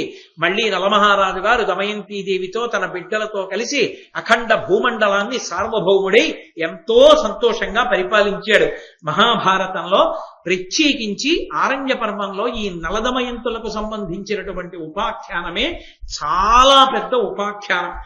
ఈ ఉపాఖ్యానానికి ఫలశ్రుతి చెప్తూ అన్నారు, ఇన్నలోపాఖ్యానమెప్పుడు దత్తావధానులై వినివారు తవిలి సభల చదివెడువారును జగతీశ కలిదోష నిర్ముక్తులగుదురు నిఖిల పుణ్య ఫలభాగులగుదురు బహుపుత్ర పౌత్ర ఆయురారోగ్య ధన యుక్తులగుదురు ఎల్ల విషములకును దుష్ట విషయములకును దూరులగుదురు ధర్మాత్ములగుదురు ఉర్వీకడు ప్రసిద్ధమిదియు కర్కోటకుని దమయంతి పుణ్యమూర్తి అయిన నలుని ఋతుచరిత్రుడైన ఋతుపర్ణుని కీర్తింప కలిభయంబులెల్ల క్రాగునజిపా. ఈ నలదమయంతుల యొక్క చరిత్రని ఎక్కడైనా ప్రవచనం చేసినటువంటి వారు ప్రవచనం చేస్తుంటే దాన్ని సభలో వినయ విజయితలతో భక్తి విశ్వాసాలతో విన్న వాళ్ళకి తవిలి సభల చదివెడువారును, ప్రవచనం చేయకపోయినా కనీసం ఇది చదివితే చాలు, అలా సభలో చదివిన వాళ్ళకి కలిదోషం విడిచిపెట్టేస్తుంది. అఖిల పుణ్యములు చేశారు అనేటటువంటి ఫలితాన్ని వెంటనే వాళ్ళ ఖాతాలో వేస్తారు. అన్ని పుణ్యములు చేసిన ఫలితం 1 నలదమయంతుల యొక్క ఉపాఖ్యానాన్ని వినడం వల్ల వస్తుంది. కాబట్టి బహుపుత్ర పౌత్రాయురారోగ్య ధనయుక్తులగుదురు, అనేక మంది కొడుకులు, అనేక మంది పౌత్రులు అంటే మనవలు. ఒక కొడుకున్నా బెంగేం పెట్టుకోక్కర్లేదు, అనేక మంది మనవలు వస్తారు. కాబట్టి మనవలు పుట్టినవాడు తాత అనిపించుకున్నవాడు ఈ ఘట్టాన్ని చెప్పకపోతే కృతజ్ఞుడైపోడు, చెప్పాలి. కాబట్టి పౌత్రాదులను పొందుతారు, ఆరోగ్య ధనయుక్తులగుదురు, ఆరోగ్యాన్ని ధనాన్ని పొందుతారు, ఎల్ల విషములకును దిష్ట విషయములకును దూరులగుదురు. విషం శరీరంలోకి ఎక్కవలసినటువంటి గండం ఏమైనా ఉంటే అది తొలగిపోతుంది. రెండు, ఏదైనా విషయవాసనలు లంపటములలో దుర్వ్యసనములకు వశపడిపోయి ఉన్నవారు ఈ ఆఖ్యానాన్ని వింటే దానికి దూరం అవుతారు. ధర్మాత్ములగుదురు, వాళ్ళు ధర్మం పట్ల అనురక్తిని పొందుతారు. ఉర్వికడు ప్రసిద్ధమిదియు, ఈ మాటలో ఏమీ సందేహం లేదు, ఇది పరమ సత్యం. ప్రతిరోజు ఒక్కసారి కర్కోటకుణ్ణి, దమయంతిని, పుణ్యమూర్తి అయినటువంటి నలుణ్ణి, సచ్చరిత్రుడు రుజుచరిత్రుడైనటువంటి ఋతుపర్ణుణ్ణి ఒక్కసారి జ్ఞాపకం తెచ్చుకుని కీర్తించినటువంటి వాళ్ళు ఎవరుంటారో వాళ్ళకి కలిభయము సంప్రాప్తించదు. అంత గొప్ప ఉపాఖ్యానం ఈ ఆఖ్యానమని నన్నయ భట్టారకుడు ఈ ఆరణ్య పర్వంలో ఈ ప్రత్యేకంగా ఈ ఉపాఖ్యానానికి ఫలశ్రుతిని ఇచ్చారు. అంత గొప్ప ఘట్టాన్ని కృష్ణ పరమాత్మ యొక్క అనుగ్రహం చేత మనం చెప్పుకోగలిగాం. రేపు అత్యద్భుతమైనటువంటి ఘట్టం. ఆ మహానుభావుడు అసలు తీర్థయాత్ర అంటే ఏమిటో, తీర్థయాత్ర ఎందుకు చెయ్యాలో, తీర్థయాత్రకంత శక్తి ఎందుకు వచ్చిందో, అగస్త్య మహర్షి యొక్క చరిత్ర ఏమిటో, ఇటువంటి పరమపావనమైనటువంటి ఘట్టములన్నీ రేపటి రోజున నడుస్తాయి. కాబట్టి రేపటి రోజున మళ్ళీ 6:30 కలుసుకొని కృష్ణ పరమాత్మ పలికించినంత మేర పలుకుతాను. మంగళాశాసన ఒక్క మాట నేను మంగళం చెప్పే ముందు జ్ఞాపకం పెట్టుకోండి. ఇక్కడ ఉన్న వాళ్ళలో ప్రసాద్ బాబు గారు, సంటిబాబు గారు, కామరాజు గారు, నాయుడు గారు, విజయ్ కుమార్ గారు, రమణారెడ్డి గారు, ఈ 6 నాకు జ్ఞాపకం ఉంది. ఈ 6 ఒక్కసారి నేను లోపలికి వెళ్ళిన తర్వాత నన్ను వచ్చి కలవండి. మంగళాశాసన పరై మదాచార్య పురోగమై సర్వైశ్చ పూర్వైరాచార్యై సత్కృతాయాస్తు మంగళం. మంగళం కోసలేంద్రాయ మహనీయ గుణాత్మనే చక్రవర్తి తనూజాయ సర్వభౌమాయ మంగళం. ఉమాకాంతాయ కాంతాయ కామితార్థ ప్రదాయినే శ్రీగిరీశాయ దేవాయ మలినాథాయ మంగళం. సర్వం శ్రీ ఉమామహేశ్వర పరబ్రహ్మార్పణమస్తు. స్వస్తి.